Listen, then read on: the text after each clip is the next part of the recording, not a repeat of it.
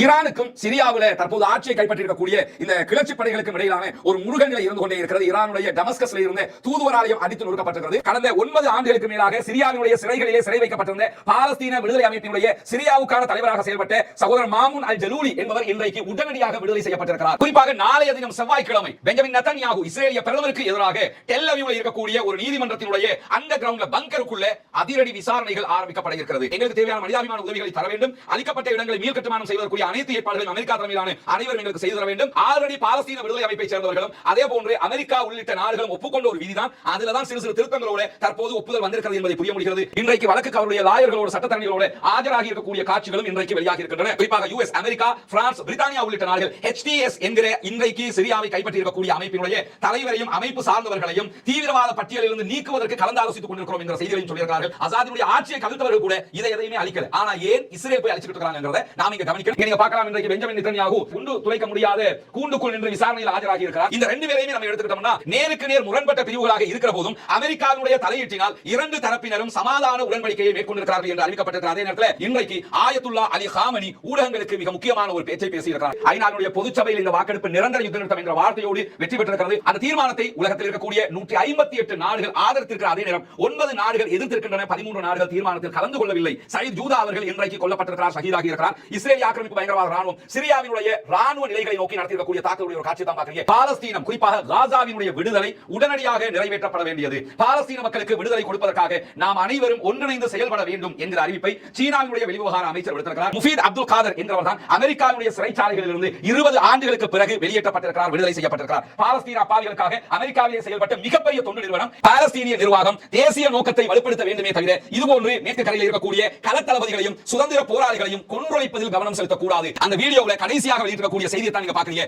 நாங்கள் ஒருபோதும் சரணடைய மாட்டோம். HTS என்கிற தற்போது சிரியாவை கைப்பற்றி இருக்கக்கூடிய அமைப்பினுடைய அனைத்து முனைகளிலும் எங்களுடைய படைப்பிரிவு கவனம் செலுத்தியது. அவர்கள் எங்களிடம் கேட்காமல் எந்த மூவையும் எடுக்கல. எங்களோடு பேசிக்கொண்டுதான் அத்தனையும் செய்தார்கள்.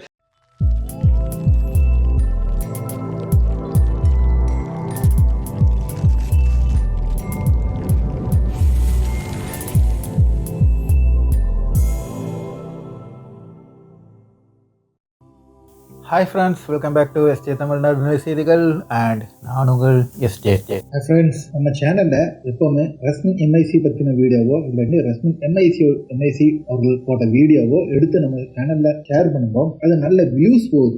ரெண்டாவது அதை பார்த்துட்டு நிறைய பேர் சப்ஸ்கிரைப் பண்றீங்க. அதனால இப்ப நான் என்ன முடிவு பண்ணி வச்சிருக்கேன் அப்படின்னா, நீ அவங்களுக்கு ஏமாற்றம் அடையக்கூடாது என்பதற்காக வந்துட்டு நீ வாரம் ஒரு நாள் ஒரு வீடியோ, அதாவது சென்ற வாரம் காசா அப்படிங்கிற ஒரு தலைப்புல வந்துட்டு ஒரு எபிசோடு ஏற்கனவே போட்டுதான். இனி விட்டுட்டு எல்லா ஞாயிற்றுக்கிழமை இல்லைன்னா திங்கக்கிழமை அன்னைக்கு நம்ம சேனல்ல வர்ற மாதிரி மேக்சிமம் ரஸ்மினோட ஒட்டுமொத்த தூப்பு அப்படியே துருக்கி இதெல்லாம் முக்கியமானதோ அதை மட்டும் எடுத்துட்டு ஒரு வீடியோவை நம்ம வந்துட்டு இனி வருங்காலத்தில் அது கண்டினியூ பண்ணலாம் அப்படிங்கிற ஒரு எண்ணத்துல இருக்கும். ஓகே, இது வந்துட்டு ரஸ்மின் MIC வீடியோ பார்த்து சப்ஸ்கிரைப் பண்ண வியூவர்ஸ்க்காக மட்டும் ஸ்பெஷலா இந்த மாதிரி போடலாம் அப்படிங்கிற ஒரு எண்ணத்தோட இது வந்து போட்டுருக்கோம். யாரெல்லாம் விருப்பப்படுறாங்களோ, யாரெல்லாம் காசை பத்தி தெரியணுமோ அவங்க எல்லாம் வந்து இது பார்த்து தெரிஞ்சுக்கணும். ஓகே ஃப்ரெண்ட்ஸ், 429வது நாளாகவும் காசாவிலும் காசாவையொட்டிய பாலஸ்தீன பெருநில பரப்பிலும் என்னவெல்லாம் நடக்கிறது என்கிற செய்திகளையும் அதையொட்டி தற்போது ஏற்பட்டிருக்கக்கூடிய சிரியாவினுடைய பிரச்சனையினுடைய தற்போதைய நிலை என்ன என்பதையும் தான் இந்த வீடியோவிலே நாம் பார்க்க இருக்கிறோம். குறிப்பாக இன்றைய தினம் சிரியாவை சிறிய கிளர்ச்சி படை கைப்பற்றி இருக்கிறது. அதனுடைய முழு விவரங்கள் இதற்கு முன்பதாக நாம் வெளியிட்டிருக்கக்கூடிய வீடியோவிலே பேசியிருக்கிறோம். பார்க்காத சகோதரர்கள் அதை பார்த்து நீங்கள் சிரியாவுக்குள் கிளர்ச்சி படை நுழைந்த விதத்தையும் கைப்பற்றிய விதத்தையும் தெரிந்து கொள்ள முடிகிறது. அதே நேரம்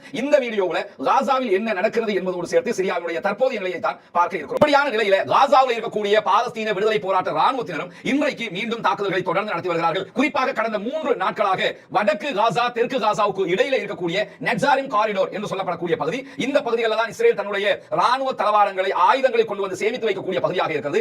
இந்த பகுதிகளை நோக்கி பாலஸ்தீன விடுதலை போராட்ட அமைப்பினர் தொடர்ந்து தாக்குதல்களை நடத்தி வருகிறார். அதே நேரம் ஹசேப் 111 என்கிற ஒரு புது வகையான ஏவுகணை தாக்குதல்களை, ராக்கெட் தாக்குதல்களை இன்றைக்கு பாலஸ்தீன விடுதலை அமைப்பினர் இஸ்ரேலுடைய படைகளை நோக்கி நடத்தி இருக்கிறார்கள் என்ற செய்திகள் வெளியாகி இருக்கிறது. இந்த யுத்தம் ஆரம்பிக்கப்பட்டு 429 நாட்களாக இதுவரைக்கும் இந்த ராக்கெட்டுகள் பயன்படுத்தப்படவில்லை. பாலஸ்தீன விடுதலை அமைப்பினுடைய எந்த ராணுவ குழுக்களும் இந்த வகையான ஆயுதங்களை பயன்படுத்தாத நிலையில் இன்று முதல் இந்த ஆயுதங்களை பயன்படுத்தி இஸ்ரேல் ஆக்கிரமிப்பு பயங்கரவாத ராணுவத்தின் மீது தாக்குதல்களை நடத்த ஆரம்பித்திருக்கிறார்கள் பாலஸ்தீன விடுதலை அமைப்பை சேர்ந்தவர்கள். பொதுவாகவே பாலஸ்தீன விடுதலை அமைப்பினர் பயன்படுத்துகிற பெரும்பாலான ஆயுதங்கள் அவர்களுடைய சொந்த தயாரிப்பாக இருக்கிறது. அந்த வகையில் இந்த ஹசேப் 111 என்பது அவர்களுடைய சொந்த தயாரிப்பா அல்லது வெளிநாட்டிலிருந்து கொண்டு வரப்பட்டதா என்ற விவரங்கள் இல்லை. ஆனாலும் ஒரு புதிய வகையான ஆயுதத்தின் மூலமாக, ஒரு ராக்கெட்டின் மூலமாக தாக்குதல்களை நடத்தி இருக்கிறார்கள் என்ற செய்திகள் இன்றைக்கு பதிவாகி இருக்கிற அதே நேரத்தில் இன்றைக்கு தியாகி அபு அலி முஸ்தபா முஸ்தபா என்கிற பாலஸ்தீன விடுதலை அமைப்பினுடைய படைப்பிரிவும் அங்கிருக்கக்கூடிய இன்னொரு மரல் காசிம் என்கிற படைப்பிரிவும் இணைந்து மேலதிகமாக நெட்சாரிம் காரிடோர் பகுதிகளில் இருக்கக்கூடிய இஸ்ரேலுடைய ராணுவத்தின் மீது தாக்குதல்களை நடத்தியிருக்கிறார்கள் என்ற செய்திகளும் இன்றைக்கு பதிவு செய்யப்பட்டிருக்கிறது. அதே நேரத்தில் நீங்க பார்க்கலாம் ஈவோமேக்ஸ் என்று சொல்லக்கூடிய இது ஒரு குவாட் கேப்டர் என்று சொல்வார்கள்,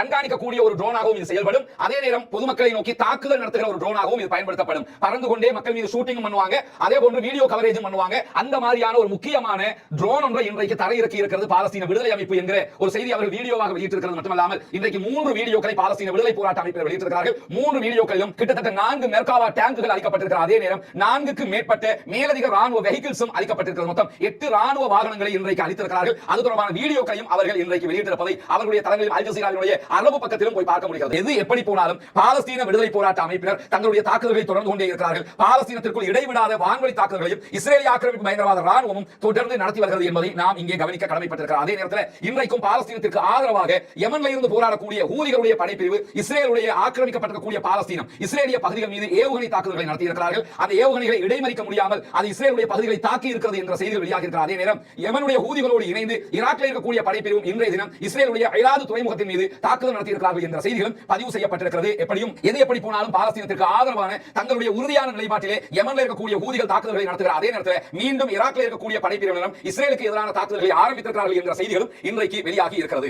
இந்த நிலையில தான் இன்றைய தினம் நமக்கெல்லாம் தெரியும் பஷர் அல் அசாத் நாட்டை விட்டு வெளியேறி இருக்கிறார். சிரியா போராளிகள் கைகளிலே அங்கிருக்கக்கூடிய கிளர்ச்சி படையினுடைய கைகளிலே வந்திருக்கிறது. கிளர்ச்சி படை ஆட்சியை கைப்பற்றி இருக்கிறார்கள். சிரியாவினுடைய பிரதமராக செயல்பட்டவரே அடுத்த தலைமைத்துவம் அறிவிக்கப்படுகிற வரைக்கும் நாட்டினுடைய பொதுத்தளங்களை கண்காணிக்கக்கூடியவராக இருப்பார் என்று கிளர்ச்சி படையினுடைய கூட்டணி தலைமை அறிவித்திருந்த நிலையில சற்று முன்னால் அவர் தன்னுடைய உத்தியோகபூர்வ இல்லத்திலிருந்து வெளியேறி இருக்கிறார். இனிமேல் அவர் பொறுப்பில் இருக்க மாட்டார் என்று கிளர்ச்சி படைகளுடைய ஒட்டுமொத்த தலைமையகமும் அறிவித்திருக்கிற செய்திகளும் சற்று முன்னால் வெளியாகி இருக்கிற அதே நேரத்தில் இந்த அசாதினுடைய வெளியேற்றத்தை தொடர்ந்து ஈரானுக்கும் சிரியாவில் தற்போது ஆட்சியை கைப்பற்றியிருக்கக்கூடிய இந்த கிளர்ச்சி படைகளுக்கும் இடையிலான ஒரு முருகன் நிலை இருந்து கொண்டே இருக்கிறது. ஈரானுடைய டமஸ்கஸ்ல இருந்த தூதுவராலயம் அடித்து நொறுக்கப்பட்டிருக்கிறது. ஈரானுடைய தூதுவராலயம் மட்டுமல்ல பாராளுமன்றத்தை கைப்பற்றியிருக்கிறாங்க, ஜனாதிபதி மாளிகையை கைப்பற்றியிருக்கிறாங்க. இப்படி ஒரு சம்பவம் நடக்கும்போது இது மாதிரியான காரியங்கள் நடைபெறும் என்பது சாதாரணமான ஒரு நிகழ்வுதான். இலங்கையிலேயே ஆட்சி மாற்றம் ஏற்படுகிற கோட்டாபய ராஜபக்ச வெளியேற்றப்படுகிற நேரத்தில் இந்த மாதிரியான ஜனாதிபதி மாளிகை கைப்பற்றப்பட்ட காட்சிகள் நம்ம பார்த்தோம். இந்த மாதிரியான சம்பவங்கள் நடைபெறும். பல நாடுகள் பங்களாதேஷ்ல இதுவே நடைபெற்றது நம்ம பார்த்திருக்கிறோம், பாகிஸ்தான்ல பார்த்திருக்கிறோம். அந்த அடிப்படையில் சிரியாவிலும் இதே போன்ற சம்பவங்கள் நடைபெற்றிருக்கிறது. குறிப்பாக ஈரானுடைய தூதுவராலயம் தாக்கப்பட்டிருக்கக்கூடிய நேரத்தில் ஈரான்ல இருந்து சிரியாவுக்கு எண்ணெய் ஏற்றிக் கொண்டு சென்றிருந்த கப்பல் மீண்டும் திரும்பி ஈரானை நோக்கி பயணிக்கிற காட்சிகள் இன்றைக்கு வெளியாகி இருக்கின்றன. சிரியாவுக்கு சுயஸ் கால்வாய் வழியாக சிரியாவுக்கு சென்ற கப்பலை மீண்டும் திருப்பி எடுத்திருக்கிறது ஈரான். ஈரானுக்கும் சிரியாவுக்கும் இடையில தற்போது சுமூகமான நிலை இல்லை என்பது புரிகிறது மட்டுமல்லாமல் தற்போது சிரியாவை எப்படியாவது கண்ட்ரோல் பண்ண வேண்டும் என்ற நிலைக்கு இஸ்ரேலிய ஆக்கிரமிப்பு பயங்கரவாத ராணுவம் தள்ளப்பட்டிருப்பதையும் நாம் உணர முடிகிறது. குறிப்பாக சிரியாவில் பல மாற்றங்கள் இன்றைக்கு நடந்திருக்கின்றன. அதை நீங்க பார்க்க முடியும். கடந்த 9 ஆண்டுகளுக்கு மேலாக சிரியாவினுடைய சிறைகளிலே சிறை வைக்கப்பட்டிருந்த பாலஸ்தீன விடுதலை அமைப்பினுடைய சிரியாவுக்கான தலைவராக செயல்பட்ட சகோதரர் மாமூன் அல் ஜலூலி என்பவர் இன்றைக்கு உடனடியாக விடுதலை செய்யப்பட்டிருக்கிறார். சிறைகளையும் அவங்க கைப்பற்றியிருக்கிறாங்க. ரபிள்ஸ் கைப்பற்றிய நேரத்தில் அங்கு அநியாயமாக சிறை வைக்கப்பட்டிருந்தவர் விடுதலை செய்யப்பட்டிருக்கிறார். இங்க இருக்கக்கூடிய ஒரு முக்கியமான செய்தி என்னன்னு கேட்டா சிரியாவில் இருந்துதான் லெபனானில் இருக்கக்கூடிய ஹிஸ்புல்லாக்களுக்கு ஆயுதம் சப்ளை பண்ணப்படுகிறது. அதே நேரத்தில் ஹிஸ்புல்லாக்கள் பாலஸ்தீன போராளிகளுக்கு ஆதரவாக இருக்கிறார்கள். ஈரான் பாலஸ்தீன போராளிகளுக்கு ஆதரவாக இருக்கிறது. ஆனால் ஹிஸ்புல்லாக்கள் ஆதரவாக இருந்தாலும் ஈரான் ஆதரவாக இருந்தாலும் சிரியாவிலே இருக்கக்கூடிய பாலஸ்தீன விடுதலை அமைப்பை சேர்ந்தவர்கள் அசாதுக்கு எதிராக அங்கிருக்கக்கூடிய கிளர்ச்சியாளர் படைகளோடு தான் சேர்ந்து இருந்தார்கள். அப்படி இருந்த நிலையில தான் கடந்த 9 ஆண்டுகளுக்கு முன்பதாக பாலஸ்தீன விடுதலை அமைப்பினுடைய சிரியாவுக்கான தலைவர் கைது செய்யப்பட்டு சிறையில் அடைக்கப்பட்டிருக்கிறார். அப்படி அடைக்கப்பட்டிருந்தவர் இன்றைக்கு விடுதலை செய்யப்பட்டிருக்கிறார். இவருடைய வீடியோக்கள் இன்றைக்கு வெளியாகி இருக்கிறது. சிரியாவுடைய தலைநகர் டமஸ்கஸ்ல அவர் சுஜூதில் விழுந்து அல்லாஹ்வுக்கு நன்றி செலுத்தி தொழுகிற காட்சிகளும் சற்று முன்னால் வெளியாகி இருப்பதை பார்க்க முடியும். இதை தவிர்த்து இவரோடு சேர்த்து 40 ஆண்டுகளாக செட்னாயா சிறையில் சிரியாவில் இருக்கக்கூடிய சிறையில் இருந்த ஜெனினை சேர்ந்த பாலஸ்தீனியர் அலி யஹியா அவர்களும் விடுதலை செய்யப்பட்டிருக்கிறார்கள். இவரும் பலஸ்தீனை சேர்ந்தவர், ஜெனினை சேர்ந்தவர். 40 ஆண்டுகளாக சிரியாவுடைய சிறையில் இருந்த 40 ஆண்டுனா பஷர் அல் அசாதுக்கு முன்பதாக அசாதுடைய தகப்பனார் ஆட்சியில் இருக்கிற காலத்தில் சிறையில் இருந்திருக்கிறார். அவரும் இன்றைக்கு விடுதலை செய்யப்பட்டிருக்கிறார் என்ற செய்திகள் வெளியாகி இருக்கிறது. அவரும் தன்னுடைய குடும்பத்தோடு வீடியோ கால் பேசுகிற காட்சிகள் எல்லாம் இன்றைக்கு வெளியாகி இருக்கின்றன. சிறைகள் உடைக்கப்பட்டிருக்கிறது. உடைக்கப்பட்டு தங்களுடைய போராளிகள் விடுவிக்கப்பட்டிருக்கிறார்கள் என்ற செய்திகள் இன்றைக்கு வெளியாகி இருக்கக்கூடிய நேரத்தில் பாலஸ்தீன விடுதலை அமைப்பினரோ ஹிஸ்புல்லாக்களோ இதுவரைக்கும் சிரியாவினுடைய இந்த மாற்றம் தொடர்பாக எந்த கருத்துக்களையும் வெளியிடவில்லை. சில நேரங்களில் இதை வச்சு நம்ம முறிய கொள்ள தேவையில்லை என்கிற நிலை கூட அவர்களுக்கு இருக்க வாய்ப்பு இருக்கிறது. எது எப்படி போனாலும் கடந்த 9 ஆண்டுகளாக சிறையில் இருந்த சிரியாவிலிருந்து இயங்கக்கூடிய பாலஸ்தீன விடுதலை அமைப்பினுடைய தலைவர் விடுவிக்கப்பட்டிருக்கிறார். அதே நேரத்தில் அங்கிருந்த ஜெனினை சேர்ந்த பாலஸ்தீனியரும் இன்றைக்கு 40 ஆண்டுகளுக்கு பிறகு விடுவிக்கப்பட்டிருக்கிறார் என்கிற நற்செய்திகளும் உருவாகி வெளியாகி இருக்கக்கூடிய நேரத்தில் 3 மில்லியன் மக்கள் காசாவில் இருந்து எப்படி இன்றைக்கு அகதிகளாக வெளியேறி இருக்கிறார்கள். இதே போன்று பஷர் அல் அசாதினுடைய ஆட்சியை பொறுக்க முடியாம அகதிகளாக துருக்கியில சென்று அகதி வாழ்க்கை வாழ்ந்து கொண்டிருந்த சிரியாவை சேர்ந்த 3 மில்லியன் மக்கள் 3 மில்லியன் 30 லட்சம் மக்கள் மீண்டும் சிரியாவை நோக்கி வர ஆரம்பித்திருக்கிறார்கள். துருக்கியில் இருக்கக்கூடிய அகதிகளாக இருந்தவர்கள் இவர்கள் தற்போது சிரியாவுக்கு படையெடுக்க ஆரம்பித்திருக்கிறார்கள். குடும்பமாக சிரியாவுக்கு வரக்கூடிய காட்சிகளும் பதிவாகி இருப்பதை நாம் இங்கே பார்க்க முடிகிறது. அதே நேரத்தில் திடீரென இந்த கிளர்ச்சியாளர்கள் சிரியாவை கைப்பற்றி நாங்கள் கைப்பற்றி விட்டோம் என்று அறிவித்த கையோடு இஸ்ரேல் தன்னுடைய படையை தரைப்படையை சிரியாவுக்குள் அனுப்பி இருக்கிறது. இன்றைக்கு வெளியாக இருக்கக்கூடிய காட்சிகளை நீங்க பார்க்கலாம். அதாவது சிரியாவுக்குள்ள நுழைந்த இஸ்ரேலுடைய படைகள் தாக்குதல்களை நடத்துகிறார்கள். எல்லாம் வான்வழி தாக்குதல்கள், தரைவழி தாக்குதல்களை முதலில் ஆரம்பித்திருக்கிறார்கள். குறிப்பாக போராளி குழுக்களாக கிளர்ச்சி படையினர் கைப்பற்றியிருக்க பிறகு இஸ்ரேலுடைய படைகள் முதல் கட்டமாக கனித்ரேயா என்கிற ஒரு பகுதி, இந்த பகுதிக்குள் தான் தரைப்படையாக நுழைந்திருக்கிறார்கள். இது பஃபர் ஜோன் என்று சொல்வார்கள். இரண்டு நாட்டுக்கும் சொந்தமில்லாத பகுதிகளாக இருக்கும். அது இஸ்ரேலும் சொந்தம் கொண்டாட முடியாது, சிரியாவும் சொந்தம் கொண்டாட முடியாது. 50 ஆண்டுகளாக பஃபர் ஜோனாகத்தான் இந்த பகுதி இருந்து வந்த நிலையில பஷர் அல் ஆசாத் தோல்வி அடைந்து வெளியேறியவுடன் இஸ்ரேலுடைய ராணுவம் இந்த பகுதிகள் பஃபர் ஜோனை தாண்டி தங்களுடைய ராணுவ டேங்குகளை நகர்த்தி இருக்கிறார்கள். சில பகுதிகளில் தாக்குதல்களை நடத்தி இருக்கிறார்கள். பீரங்கி குண்டு தாக்குதல்கள் நடத்தப்பட்டிருக்கிறது என்ற செய்திகள் வெளியாகி இருக்கக்கூடிய அதே நேரத்தில் கோலான் மலைக்குன்றிலிருந்து 5 கிலோமீட்டர் தொலைவில் இருக்கக்கூடிய கான் அர்னாபெக் என்கிற ஒரு பகுதி, சிரியாவுடைய ஒரு பகுதி, அந்த பகுதிகளுக்கும் இஸ்ரேலிய ஆக்கிரமிப்பு பயங்கரவாத ராணுவம் தரை வழியாக நுழைந்திருக்கிறது என்ற செய்திகள் வெளியாகி இருக்கிறது. ஏற்கனவே நான் சொன்ன பகுதியாவது பஃபர் ஜோன் பகுதி. இது பஃபர் ஜோன் பகுதி கிடையாது, இது நெஜ சிரியாவாகவே இருக்கிறது. அந்த பகுதிகளுக்கும் அவர்கள் நுழைந்திருக்கிறார்கள். குறிப்பாக ஆக்கிரமிக்கப்பட்ட கோலானுக்கும் சிரியாவுக்கும் இடையில 1974 நிறுவப்பட்ட இடையக மண்டலம் பஃபர் ஜோனுக்குள்ள தான் முதல் கட்டமாக நுழைந்தார்கள். அதற்கு பிறகு சிரியாவுக்குள்ளேயே அவருடைய தரைப்படை நுழைந்திருக்கிறது என்ற செய்திகள் வெளியாகி சிறிது நேரத்திலேயே இஸ்ரேலிய ஆக்கிரமிப்பு பயங்கரவாத ராணுவத்துடைய 98வது பிரிவு பாராட்ரூப்பர்களும் கமாண்டோக்களும் சிரியாவுடைய எல்லையில நிறுத்தப்பட்டிருக்கிறார்கள் என்ற செய்திகள் வெளியாகிய அதே நேரத்தில் சிரியாவுக்குள்ள மிக முக்கியமான ராணுவ தளங்கள் மீது ஏவுகணை தாக்குதல்களையும் வான்வழி தாக்குதல்களையும் உடனடியாக நடத்த ஆரம்பித்திருக்கிறது இஸ்ரேல் என்ற செய்திகளும் இன்றைக்கு வெளியாகி இருக்கிறது. இந்த தாக்குதல்கள் அவங்க ஏன் ஆரம்பிச்சிருக்காங்கன்னு சொன்னா, இஸ்ரேலை பொறுத்தவரையில ரெண்டு விவகாரமாக அவர்கள் தற்போது சிரியா விவகாரத்தில் பயப்படுகிறார்கள். ஒன்று, ஏற்கனவே சிரியாவில் இருந்து ஆயுதங்கள் கொண்டு வரப்பட்டது ஹஸ்புல்லாக்களுக்கு, அந்த இடங்களை இதை பயன்படுத்தி அழித்து நொறுக்கிவிட வேண்டும் என்று அவர்கள் நினைக்கிற அதே நேரத்தில் அங்க தற்போது ஆட்சியை பிடித்திருக்கக்கூடிய கிளர்ச்சியாளர்கள் அடுத்ததாக மீண்டும் தங்கள் மீது தாக்குதல் நடத்திவிடக் கூடாது என்பதில் கவனமாக இருக்கிறார்கள். குறிப்பாக ஈரான் வழங்கிய பல ஆயுதங்கள் சிரியாவிலே இருக்கிறது. அசாதுடைய படைகள் அதை ரபல்ஸுக்கு எதிராக, கிளர்ச்சியாளர்களுக்கு எதிராக பயன்படுத்தவில்லை. எது எப்படி போனாலும் ரஷ்யா வழங்கிய பல ஆயுதங்கள் இருக்கிறது. திடீரென கிளர்ச்சி படை அதை எடுத்து இஸ்ரேலுக்கு எதிராக காசாவுக்கு ஆதரவாக தாக்குதல் நடத்த ஆரம்பித்து விட்டால் அது மிகப்பெரிய சிக்கலாக இஸ்ரேலுக்கு மாறிவிடும் என்று இஸ்ரேல் நினைக்கிறது. அந்த அடிப்படையில் தான் திடீரென தாக்குதலை தொடங்கி இருப்பதாக சொல்கிறார்கள். எது எப்படி போனாலும் இன்றைக்கு பாலஸ்தீன விடுதலை அமைப்பைச் சேர்ந்தவர்கள் உடனடியாக விடுவிக்கப்பட்டிருக்கிறார்கள் சிறைகளிலிருந்து. அது இந்த கிளர்ச்சியின் போது கூட விடுவிக்கப்படலாம். இருந்தாலும் பாலஸ்தீன விடுதலை அமைப்பினருக்கும் சிரியாவினுடைய புதிய ஆட்சிக்கும் இடையில ஏதோ ஒரு வகையான நெருக்கம் இருக்கிறது என்பது இதுவரைக்கும் வெளியாகி இருக்கக்கூடிய செய்திகள் என்று நம்ம உணர முடிகிறது. எப்படியாயினும் இந்த செய்திகள் ஊடாக இஸ்ரேல் சிரியாவை மொத்தமாக நொறுக்கிவிட பார்க்கிறது. சிரியா மீண்டும் பழைய மாதிரி இருந்து நின்றுவிடக் கூடாது என்று நினைக்கிறது. அந்த அடிப்படையில் தான் சிரியா மீதான தாக்குதலையும் அவர்கள் தொடர்ந்திருக்கிறார்கள். பொறுத்திருந்து பார்ப்போம். சிரியாவினுடைய கிளர்ச்சி படைகள் ஆட்சியை கைப்பற்றியிருக்கக்கூடிய இந்த நேரத்தில் இஸ்ரேலுக்கு எதிராக படையெடுப்பார்களா, இஸ்ரேலுக்கு எதிராக தாக்குதல் நடத்துவார்களா, பாலஸ்தீனத்துக்கு ஆதரவாக வந்து நிற்பார்களா, காசாவை பாதுகாக்க வருவார்களா என்கிற பல கேள்விகள் இருக்கிறது. ஏன்னா ஏற்கனவே சிரியாவில் அசாதினுடைய ஆட்சியின் போது 2011 இருந்து 2013 வரைக்கும் அங்க இருக்கக்கூடிய அப்பாவிகள் மீதான தாக்குதலின் போது ஹிஸ்புல்லாக்கள் அங்கு சென்று அசாதுக்கு ஆதரவாக நின்ற நேரத்தில் பாலஸ்தீன விடுதலை போராட்ட அமைப்பினுடைய அப்போதைய கமாண்டரும் மரணித்த தலைவருமான ஷேக் யஹ்யா சின்வார் அவர்கள் அதற்கு எதிராக கருத்து வெளியிட்டிருந்தார். ஹிஸ்புல்லாக்களோடு முரண்பட்டுக் கொண்டார். ஹிஸ்புல்லாக்களுக்கும் அவர்களுக்கும் இடையிலான பல ஆண்டுகால தொடர்புகள் நீக்கம் செய்யப்பட்டிருந்த, தொடர்பே இல்லாமல் இருந்தார்கள். இந்த நன்னம்பிக்கைகள் எல்லாம், இந்த நல்ல செயல்கள் எல்லாம் அங்க இருக்கக்கூடிய கிளர்ச்சி படையில் இருக்கக்கூடிய பல பேருக்கும் தெரிந்திருக்கிற ஒரு காரணத்தினாலையும் திடீரென அவர்கள் காசாவுக்கு ஆதரவாக வந்து நிற்கவும் கூடும் என்றும் இன்றைக்கு வந்திருக்கக்கூடிய செய்திகள் சொல்லிக் கொண்டிருக்கின்றன. இந்த செய்திகள் எல்லாம் பார்க்கணும் என்ன புரிஞ்சுக்கணும்னா, செய்திகள் நேற்று வருகிற செய்திகள் இன்றைக்கு மாற்றமடைவதற்கும் வாய்ப்பு இருக்கிறது. யுத்தம் ஒன்று வருகிற காரணத்தினால, அந்த கிளர்ச்சி படையும் கைப்பற்றி இருக்கக்கூடிய காரணத்தினால இந்த கிளர்ச்சி படை எப்படிப்பட்டவர்களாக இருக்க போகிறார்கள் என்பது யாருக்கும் தெரியாத ஒன்றாக இருக்கிறது. எனவே பொறுத்திருந்து தான் பார்க்க வேண்டும் கிளர்ச்சி படையினுடைய அடுத்த மூவ் எப்படி இருக்க போகிறது என்பதை. எது எப்படி போனாலும் இதை இஸ்லாத்தினுடைய ஒரு மாபெரும் வெற்றியாக, இஸ்லாத்தினுடைய படைப்பிரிவு வந்து கைப்பற்றிவிட்டது என்கிற பார்வையில் பார்த்துவிட முடியாது என்பதை கடந்த வீடியோவில் நம்ம சொல்லியிருக்கிறோம். இது சிரியாவுக்குள் ஏற்பட்டிருக்கக்கூடிய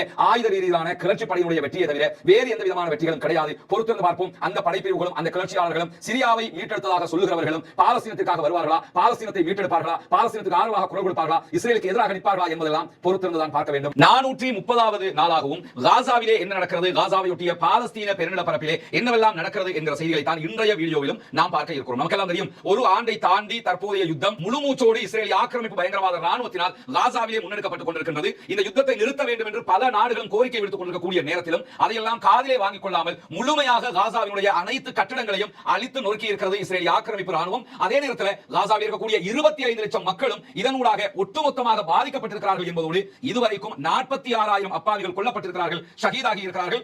இதே நேரத்தில் பாலஸ்தீனத்தில் இருக்கக்கூடிய சுதந்திர போராளிகளும் தொடர்ந்து இஸ்ரேலிய ஆக்கிரமிப்பு பயங்கரவாத ராணுவத்தின் மீது தாக்குதல் நடத்துகிற அதே நேரம் இஸ்ரேலுக்கு எதிராக அவர்கள் இஸ்ரேலில் இருந்து பணைய கைதிகளாக பிடித்துக் கொண்டு வந்திருக்கக்கூடிய 101 நபர்கள் இன்னும் அவர்களுடைய கைவசம் இருக்கிறார்கள். அவர்களை இதுவரைக்கும் விடுவிக்கவில்லை என்பதையும் நாம் இந்த இடத்திலே கவனத்தில் கொள்ள கடமைப்பட்டிருக்கிறோம். இந்த 101 நபர்கள் தான் அவருடைய பணைய கைதிகளாக இருக்கிறார்கள். இவர்களை வைத்து தான் அடுத்த கட்ட நெகோசியேஷனை அவர்கள் செய்வதற்கு, நிபந்தனைகளை விதிப்பதற்கு தயாராக இருந்த அடிப்படையில் தற்போது நிபந்தனை விதிப்பதற்குரிய ஒரு வாய்ப்பும் கிடைத்திருக்கிறது என்பதையும் நாம் ஆரம்பமாக புரிந்து கொள்கிற அதே நேரம் இன்றைக்கு என்னவெல்லாம் நடக்கிறது காசாவிலே என்பதை தான் இப்பொழுது பார்க்க இருக்கிறோம். குறிப்பாக இன்றைக்கு வெளியாகி இருக்கக்கூடிய ஒரு முக்கியமான தகவல் என்னவென்று சொன்னால், குறிப்பாக நாளைய தினம் செவ்வாய்க்கிழமை பெஞ்சமின் நெதன்யாகு இஸ்ரேலிய பிரதமருக்கு எதிராக டெல் அவீவில் இருக்கக்கூடிய ஒரு நீதிமன்றத்தினுடைய அண்டர் கிரவுண்ட்ல பங்கருக்குள்ள அதிரடி விசாரணைகள் ஆரம்பிக்கப்பட இருக்கிறது. பெஞ்சமின் நெதன்யாகு மேல கிட்டத்தட்ட 3 முக்கியமான வழக்குகள் பதிவு செய்யப்பட்டிருக்கிறது. இந்த வழக்குகள் 2020 பதிவு செய்யப்பட்டவையாக இருந்தாலும் 2023 வரைக்கும் அந்த வழக்குகளுக்கு கலந்து கொள்ளாமல் வழக்கு விசாரணையில் பங்கெடுக்காமல் இழுத்தடிப்பு செய்து கொண்டே இருந்தார் பெஞ்சமின் நெதன்யாகு. அதை தாண்டி உடனடியாக காசாவிலே ஒரு யுத்தம் ஆரம்பிக்கப்பட்டவுடன் அந்த யுத்தத்தை காரணம் காட்டி வழக்கிலே ஆஜராகுவதை தவிர்த்து கொண்டே வந்தார் பெஞ்சமின் நெதன்யாகு. இந்த நிலையில தான் இனிமேல் உங்களுக்கு வாய்ப்பளிக்க முடியாது, வாரத்தில் 3 நாட்கள் காலை 10 மணி முதல் ஈவினிங் 4 மணி வரைக்கும் நீங்கள் விசாரணையில் பங்கேற்க வேண்டும் என்று டெல் அவீவில் இருக்கக்கூடிய இஸ்ரேலுடைய நீதிமன்றம் அதிரடியான உத்தரவை பிறப்பித்திருந்தது. இப்படியான நிலையில் நாளை முதல் வழக்கு விசாரணை ஆரம்பிக்கப்பட இருக்கிறது. தற்போது இஸ்ரேலுக்குள் இருக்கக்கூடிய ஹாட் டாபிக் இதுதான். ஒருபுறம் இஸ்ரேலிய பிரதமரை பதவி விலக சொல்லி ஆர்ப்பாட்டங்கள் நடைபெறுகிறது, மறுபுறம் உடனடியாக பாலஸ்தீன விடுதலை அமைப்போடு ஒரு ஒப்பந்தத்தை எட்டி அங்கு இருக்கக்கூடிய பணைய கைதிகளை மீட்டுக் கொண்டு வாருங்கள் என்ற கோரிக்கைகள் விடுக்கப்பட்டுக் கொண்டிருக்கிறது. மறுபுறமாக எதிர்க்கட்சிகளுடைய கூட்டணியும் மிக பெரும் ஆர்ப்பாட்டங்களை தொடர்ந்து நடத்தி கொண்டிருக்கிறது. இப்படி எல்லா பக்கமும் ஆர்ப்பாட்டங்கள் நடைபெறுகிற நேரத்தில் உள்நாட்டுக்குள் ஒரு குழப்ப நிலை இருக்கிற நேரத்தில் தற்போது பெஞ்சமின் நெதன்யாகுவுக்கு எதிரான வழக்கு விசாரணைக்கு சலுகையே கிடையாது, நீங்கள் பங்கெடுக்கவே வேண்டும் என்று நீதிமன்றம் உத்தரவிட்டிருக்கிறது. பொதுவாகவே ஒரு நாட்டில் இப்படி ஒரு நெருக்குதல் நிலை ஒரு அதிபருக்கு எதிராக வருகிற போது பொதுவாக நம்ம என்ன புரிஞ்சுக்கிறோம் கேட்டா, இனி இவர் போதும் என்று எல்லா தரப்பும் முடிவெடுக்கிறாங்கன்னு அர்த்தம். இப்படி ஒரு நிலைமை வருதுன்னு வைங்களேன். ஏன்னா அதிபராக இருக்கும்போது ஆட்சியில் இருக்கும்போது அவருக்கு எதிரான குற்றச்சாட்டுகள் முன்வைக்கப்பட்டு அதற்கு அவர் கேட்கிற சலுகைகளும் கொடுக்கப்படாமல் நாங்கள் அதெல்லாம் தரவே மாட்டோம் விடாப்பிடியாக நிக்கிறாங்கன்னு சொன்னா, நீங்க இனிமே எங்களுக்கு போதும்னு முடிவெடுக்க போறாங்க, அதுக்கு ரொம்ப நெருங்கிட்டாங்கன்னு தான் எல்லா நாடுகளிலும் நடக்கிற வளமையை வைத்து நாம் இங்கும் புரிந்து கொள்ள முடிகிறது. எது எப்படி போனாலும் நாளைய வழக்கு மிக முக்கியமான 3 வழக்குகளாக இருக்கிறது. இந்த வழக்குகள் மூலமாக இந்த வழக்கு முடிவுக்கு வருகிற நேரத்தில் பெஞ்சமின் நெதன்யாகுவுக்கு 10 ஆண்டுகள் வரைக்கும் சிறை தண்டனை கிடைப்பதற்கான வாய்ப்பு இருப்பதாக சொல்லப்படுகிறது. நீங்க பார்க்கலாம் அவர் மேல சுமத்தப்பட்டிருக்கக்கூடிய குற்றச்சாட்டுகள், இந்த கேஸ்களுக்கு ஒரு நம்பர் வழியாக தான் இந்த கேஸ்ல தெரிவிச்சிருக்காங்க. குறிப்பாக முதலாவது கேஸ் 1000 என்ற அந்த நம்பர் போட்டுறாங்க, கேஸ் நம்பர் 1000. அதே நேரத்தில் கேஸ் நம்பர் 2000 சொல்லி போட்டுறாங்க. மூன்றாவது கேஸ் நம்பர் 4000 அப்படி சொல்லி போட்டுறாங்க. இந்த 3 கேஸ்லையும் அவர் மேல சுமத்தப்பட்டிருக்கக்கூடிய குற்றச்சாட்டுகள் ஒன்றோடு ஒன்று இணக்கமான குற்றச்சாட்டுகளாக தான் இருக்கிறது. முதலாவது குற்றச்சாட்டாக அவர் மேல என்ன சொல்லிருக்காங்கன்னு கேட்டா, நெதன்யாகுவும் அவருடைய மனைவி சாராவும் அங்க இருக்கக்கூடிய பணக்காரர் ஒருவரிடம் இருந்து என்ன பண்ணிருக்காங்கன்னா 7 லட்சம் பெறுமதியான யூஎஸ்டில கிட்டத்தட்ட 1,92,000 அமெரிக்க டாலர்கள் பெறுமதியான பொருட்களை என்ன பண்ணிருக்காங்கன்னு சொன்னா ஒரு பிசினஸ் மேன் இருந்து அன்பளிப்பாக பெற்றுக்கொண்டதாக சொல்லி இருக்கிறார்கள். அவர் என்ன பண்ணிருக்காரு, ஆமா நான் அன்பளிப்பு கொடுத்தேன் அப்படின்னு இருக்காரு. நீ பிரதமராக இருக்கிற நேரத்தில் எதுக்கு இந்த அன்பளிப்பு? ஷாம்பைன் என்கிற சாராயம் லிக்கர் எடுத்திருக்காரு. அதே மாதிரி சுருட்டு வாங்கி இருக்காப்ல. நான் 7 லட்சத்துக்கு சுருட்டு குடிக்கிற அளவுக்கு இருக்கிறானா, இவங்க லட்சம் எப்படி இருக்குன்னு பாத்துக்கங்க. 7 லட்சம் அளவுக்கு சாராயமும் சுருட்டும் அவருக்கு அன்பளிப்பாக கிடைத்திருக்கிறது. இந்த அன்பளிப்புக்கு பதிலாக அவர் தன்னுடைய அதிகாரத்தை பயன்படுத்தி சம்பந்தப்பட்ட நபருக்கு அதிகார துஷ்பிரயோகத்தின் மூலமாக சில சலுகைகளை வழங்கி இருக்கிறார் என்கிற குற்றச்சாட்டு சம்பந்தப்பட்ட நபர் ஆமா நான் இவருக்கு கொடுத்துட்டேன் அப்படின்னு சொல்லி ஒப்புக்கொண்டிருக்கிறார் நீதிமன்றத்தில் என்கிற செய்திகள் இருக்கிறது. இந்த வழக்கு நம்பர் கேஸ் நம்பர் 1000 என்கிற அந்த கேஸ்ல வரக்கூடிய செய்தி. அதே நேரத்தில் கேஸ் நம்பர் 2000 என்கிற இந்த வழக்கில் அவர் செய்திருக்கக்கூடிய வேலை என்னன்னா, இஸ்ரேலில் இருக்கக்கூடிய 2 முக்கியமான பத்திரிகைகள், ஒன்று இஸ்ரேலி ஹயோம், அதே நேரத்தில் இன்னொரு பத்திரிகை எடியோத் அஹ்ரோனோத் வைனட்னு சொல்லுவாங்க. இந்த 2 பத்திரிகைகள் இதை தாண்டி அல் ஜஸீரா மூடப்பட்டிருக்கிறது. இப்ப அதே போன்று அங்க இருந்த ஹேரிட்ஸ்க்கு 3 விழா செஞ்சிருக்காங்க. இந்த நிலையில எடியோத் அஹ்ரோனோத் என்கிற பத்திரிகைக்கு என்ன பண்ணிருக்காருன்னு கேட்டா, நிறைய சலுகைகளை கொடுத்தது மட்டுமல்லாம எடியோத் அஹ்ரோனோத்தை வளர்த்தெடுக்கணும்ங்கிற வகையில அங்க இருக்கக்கூடிய இஸ்ரேலி ஹயோம் என்கிற பத்திரிகையை முடக்கி இருக்கிறாரு. பத்திரிகை முடக்கும் விதமாக ஒரு சட்டத்தையும் அமைச்சரவையில் கொண்டு வந்து பாஸ் பண்ணியிருக்கிறாரு. எனவே எங்களுடைய பத்திரிகையை முடக்குவதற்காக, இஸ்ரேலி ஹயோம் பத்திரிகையை முடக்குவதற்காக எடியோத் அஹ்ரோனோத் என்கிற பத்திரிகைக்கு இவர் சலுகை கொடுத்திருக்கிறார், வாய்ப்பு கொடுத்திருக்கிறார். எனவே இவருடைய அதிகாரத்தை துஷ்பிரயோகம் செய்திருக்கிறார் என்றுதான் இஸ்ரேலி ஹயோம் பத்திரிகை இவருக்கு எதிராக ஆதாரபூர்வமான குற்றச்சாட்டுகளை முன்வைத்திருக்கிறார்கள். இது கேஸ் நம்பர் 2000 என்கிற கேஸினுடைய விவகாரங்கள். அதே போன்று கேஸ் நம்பர் 4000 என்கிற ஒரு கேஸ் இருக்கிறது.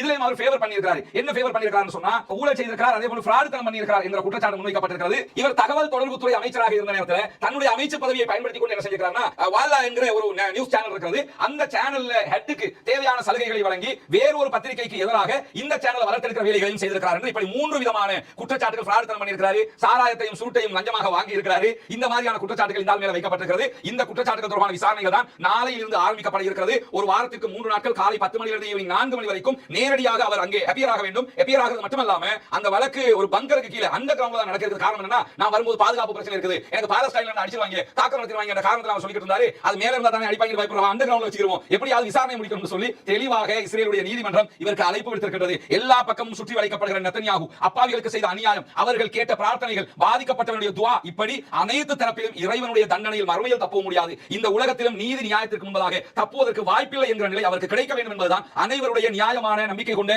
அதே நேரத்தில் மனிதனையும் கொண்டு அத்தனை பேருடைய ஆசை, அவா பிரார்த்தனையாக இருக்கிறது. நாளைய வழக்கு ஆரம்பத்தில் என்ன நடக்கிறது என்பதை நாளைக்கு ஒரு முக்கிய செய்தியாகவும் நாம் பார்க்க இருக்கிறோம் இன்ஷா அல்லாஹ். இந்த மாதிரியான நேரத்தில் தான் இன்றைக்கு கெய்ரோவில் இருந்து பாலஸ்தீன விடுதலை அமைப்பினர் மீண்டும் கத்தாருக்கு பயணித்திருக்கிறார்கள். கெய்ரோவில் நடைபெற்ற பேச்சுவார்த்தைகள் முடிவுக்கு வந்திருக்கின்றன. குறிப்பாக பாலஸ்தீன விடுதலை அமைப்பினுடைய தற்போதைய பேச்சாளராக மிக முக்கியமானவராக கலந்து கொண்ட கலீல் அல்-ஹய்யா, டாக்டர் கலீல் அல்-ஹய்யா அவர்கள் இன்றைக்கு ஊடகங்களுக்கு கருத்துக்களை தெரிவித்திருக்கிறார். அந்த கருத்துக்களில் இஸ்ரேலோடு ஒரு உடன்பாட்டை எட்டி இருக்கிறோம் என்பதை அவர் சொல்லியிருக்கிறார். இஸ்ரேலிய பத்திரிகைகளும் ஆம், இஸ்ரேலுக்கும் பாலஸ்தீன விடுதலை அமைப்புக்கும் இடையில ஒரு உடன்பாடு எட்டப்பட்டிருக்கிறது என்ற செய்திகளை சொல்லியிருக்கிறார்கள். சொன்னது மட்டுமல்லாமல் இந்த பேச்சுவார்த்தைகள் கிட்டத்தட்ட 3-4 நாட்கள் நீடித்திருந்த நிலையில இந்த பேச்சுவார்த்தைகளை முதல் கட்டமாக 2 மாதங்கள் போர் நிறுத்தம் ஏற்படும், அதற்கு பிறகு மீண்டும் ஒரு 2 மாதங்கள் போர் நிறுத்தம் ஏற்படும், அதற்கு பிறகு நிரந்தரமான போர் நிறுத்தமாக அது மாறும் என்பதுதான் ஏற்கனவே ஒப்புக்கொண்ட விதியாக இருக்கிறது. அதிலிருந்து எந்த இடத்திலும் பாலஸ்தீன அமைப்பு பின்வாங்கவில்லை. அவர்கள் அதிலே உறுதியாக இருக்கிறார்கள். சிறு சிறு இடங்களில் அவர்கள் விட்டுக் கொடுப்புகள் செய்ததாக சொல்லப்படுகிறது. இருக்கிறது. அது எதுல அவங்க விட்டு கொடுக்க செஞ்சாங்கங்கறத பகிரங்கமாக நீங்க சொல்லல.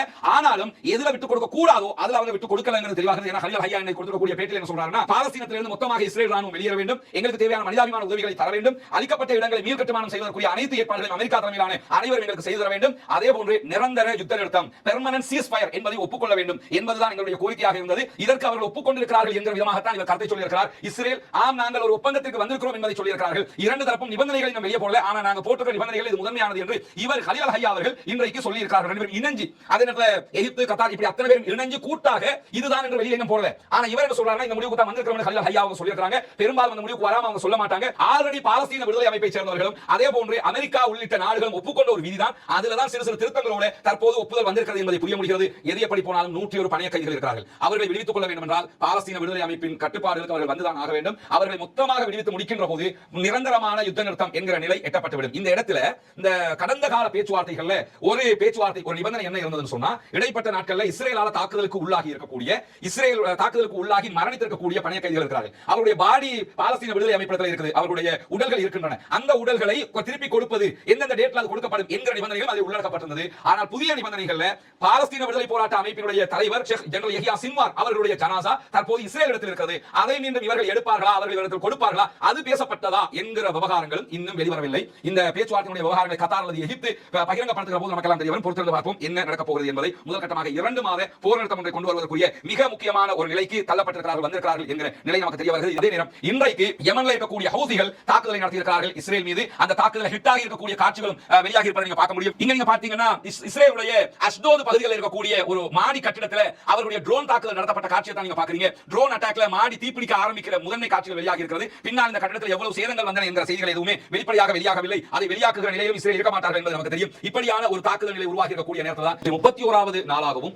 காசாவிலும் காசாவையொட்டிய பாலஸ்தீன பெருநிலப்பரப்பிலும் என்னவெல்லாம் நடக்கிறது என்கிற செய்திகளோடு தற்போது பரபரப்பாக பேசப்படக்கூடிய சிரியாவினுடைய நிலை என்ன என்பதையும் தான் இந்த வீடியோவில் இன்றைக்கு நாம் பார்க்க இருக்கிறோம். நேற்றைய தினம் நம்முடைய வீடியோவில் நம்ம சொன்ன ஒரு முக்கியமான செய்தி தான், இஸ்ரேலுடைய பிரதமர் பெஞ்சமின் நெதன்யாஹுவுக்கு எதிரான 3 ஊழல் வழக்குகள் விசாரணைக்கு வருகின்றன. ஒவ்வொரு வாரமும் 3 நாட்கள் காலை 10 மணி முதல் ஈவினிங் 4 மணி வரைக்கும் அவர் விசாரணையில் பங்கெடுக்க வேண்டும் என்று நீதிமன்றம் அறிவித்திருந்தது. முதன்மையான விசாரணை இன்று ஆரம்பிக்கப்பட்டிருக்கக்கூடிய நேரத்தில் ஜெருசலம்ல தனக்கு பாதுகாப்பு இல்லை என்று சொன்னதுடன் அந்த வழக்கு மொத்தமாக டெல் அவீவுக்கு மாற்றி டெல் அவீவ் நீதிமன்றத்தில் அண்டர் கிரவுண்ட் ஒரு பங்கருக்குள்ளாகத்தான் விசாரணைகள் ஆரம்பிக்கப்பட்டிருக்கின்றன. இங்க பார்க்கலாம் வழக்குகளுக்குரிய கோப்புகள் ஃபைல்ஸ்கள் வந்திருக்கக்கூடிய காட்சிகள் தான் பெட்டி கணக்கில் வந்து இறங்கி இருக்கக்கூடிய காட்சிகள் இங்கே காட்சிப்படுத்தப்படுகிறது. அதே நேரத்தில் பெஞ்சமின் நெதன்யாஹு இன்றைக்கு வழக்குக்கு அவருடைய லாயர்களோடு சட்டத்தரணிகளோடு ஆஜராகி இருக்கக்கூடிய காட்சிகளும் இன்றைக்கு வெளியாகி இருக்கின்றன. தற்போதும் அந்த வழக்குகள் விசாரிக்கப்பட்டுக் கொண்டிருக்கக்கூடிய செய்திகள் வெளியாகிறது. வழக்கிலே இன்றைக்கு என்ன நடந்திருக்கிறது என்ற செய்திகள் இதுவரைக்கும் வெளியாகவில்லை. இப்படி பெஞ்சமின் நெதன்யாஹுவுக்கு எதிரான வழக்குகள் ஆரம்பிக்கப்பட்டிருக்கிற நிலையில் இந்த வழக்கில் அவர் குற்றவாளி என்று நிரூபிக்கப்பட்டால் 10 ஆண்டுகள் வரைக்கும் அவருக்கு சிறை தண்டனை கிடைக்கும் என்ற செய்திகளும் ஏற்கனவே வெளியாகி இருந்தது. இஸ்ரேலுடைய வரலாற்றில் பதவியில் இருக்கும் போதே ஒரு பிரதமருக்கு எதிராக இப்படி ஒரு குற்றம் சுமத்தப்பட்டு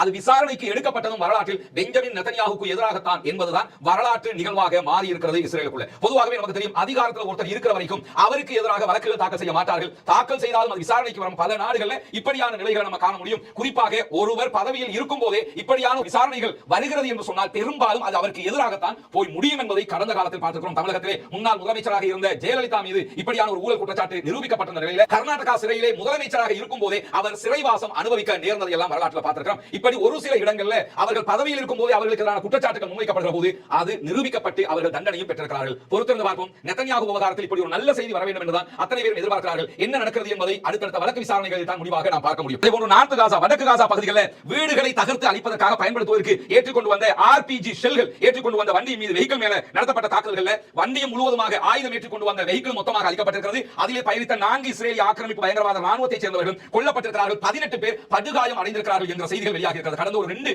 வாரத்துக்குள்ள நடத்தப்பட்ட தாக்குதல்களில் மிக பயங்கரமான தாக்குதலாக இன்றைய நாளுக்குரிய தாக்குதல் பார்க்கலாம். கிட்டத்தட்ட 11 மெர்காவா டாங்குகள் இன்றைக்கு அழிக்கப்பட்டிருக்கிற அதே நேரத்தில் இன்றைக்கு நடத்தப்பட்ட தாக்குதல்களில் 4க்கும் மேற்பட்ட அவர்களுடைய ராணுவ வெஹிக்கிள்ஸ் அழிக்கப்பட்டிருக்கிறது. 18 பேர் படுகாயம் அடைந்திருக்கிறார்கள். அதே போன்று 7 பேர் தனியாகவும் 4 பேர் தனியாகவும் என்று 11 பேர் தனியாக கொல்லப்பட்டிருக்கிற அதே நேரத்தில் மெர்காவா டாங்குகளுக்கு உள்ளவர்கள் எல்லாம் கணக்கெடுத்து பார்த்தோம்னா கிட்டத்தட்ட 80க்கும் மேற்பட்டவர்கள் கொல்லப்பட்டிருக்க வேண்டும் என்ற அளவுக்கு நம்ம போக முடியும். இப்படி மிக முக்கியமான ஒரு தாக்குதலை இன்றைக்கு பாலஸ்தீன விடுதலை அமைப்பினர் இஸ்ரேலுக்கு எதிராக நடத்தி இருக்கிறார்கள் என்ற செய்திகள் வெளியாகி இருக்கிறது. இந்த நிலையில பாலஸ்தீனத்தில் இப்படியான சம்பவங்கள் நடைபெற்று வருகிற போதுதான் திடீரென ஹெஸ்புல்லாக்களுக்கும் இஸ்ரேலுக்கும் இடையில் ஒரு சமாதான உடன்படிக்கை ஏற்பட்டது. அதே நேரத்தில் சிரியாவுக்குள்ளே பாரிய யுத்தம் ஆரம்பிக்கப்பட்டது. சிரியாவுடைய யுத்தத்தை மீண்டும் ஒரு முறை தெளிவாக சொல்கிறேன், புரிந்து கொள்ளுங்கள். அது இஸ்லாமிய பெயரில் நடத்தப்பட்ட ரசூலுல்லாஹ்வுடைய முன்னறிவிப்பு என்கிற பெயரில் எல்லாம் பேசப்படுவதை ஓரம் கட்டிவிடுங்கள். அதற்கும் இதற்கும் எந்த சம்பந்தமும் இல்லை. அதிலே பங்கெடுக்கக்கூடியவர்கள் யார் என்பதையும் தனியான வீடியோவாக நம்ம போட்டுக்கிறோம். ஏற்கனவே நம்ம சொன்ன ஒரு செய்திதான், நகை முரண் இந்த இடத்துல எதுன்னு சொன்னா முரண் நகையாக நம்ம பார்க்க வேண்டிய விஷயம் என்னன்னு சொன்னா, அமெரிக்காவும் அதனுடைய நேச நாடுகளும் இன்றைக்கு கிளர்ச்சிப்படையாக யார் வந்து சிரியாவை கைப்பற்றியிருக்கிறார்களோ அவர்களை மிகச்சிறந்தவர்கள் என்று போற்றிக் கொண்டிருக்கிறார்கள். குறிப்பாக யுஎஸ், அமெரிக்கா, பிரான்ஸ், பிரித்தானியா உள்ளிட்ட நாடுகள்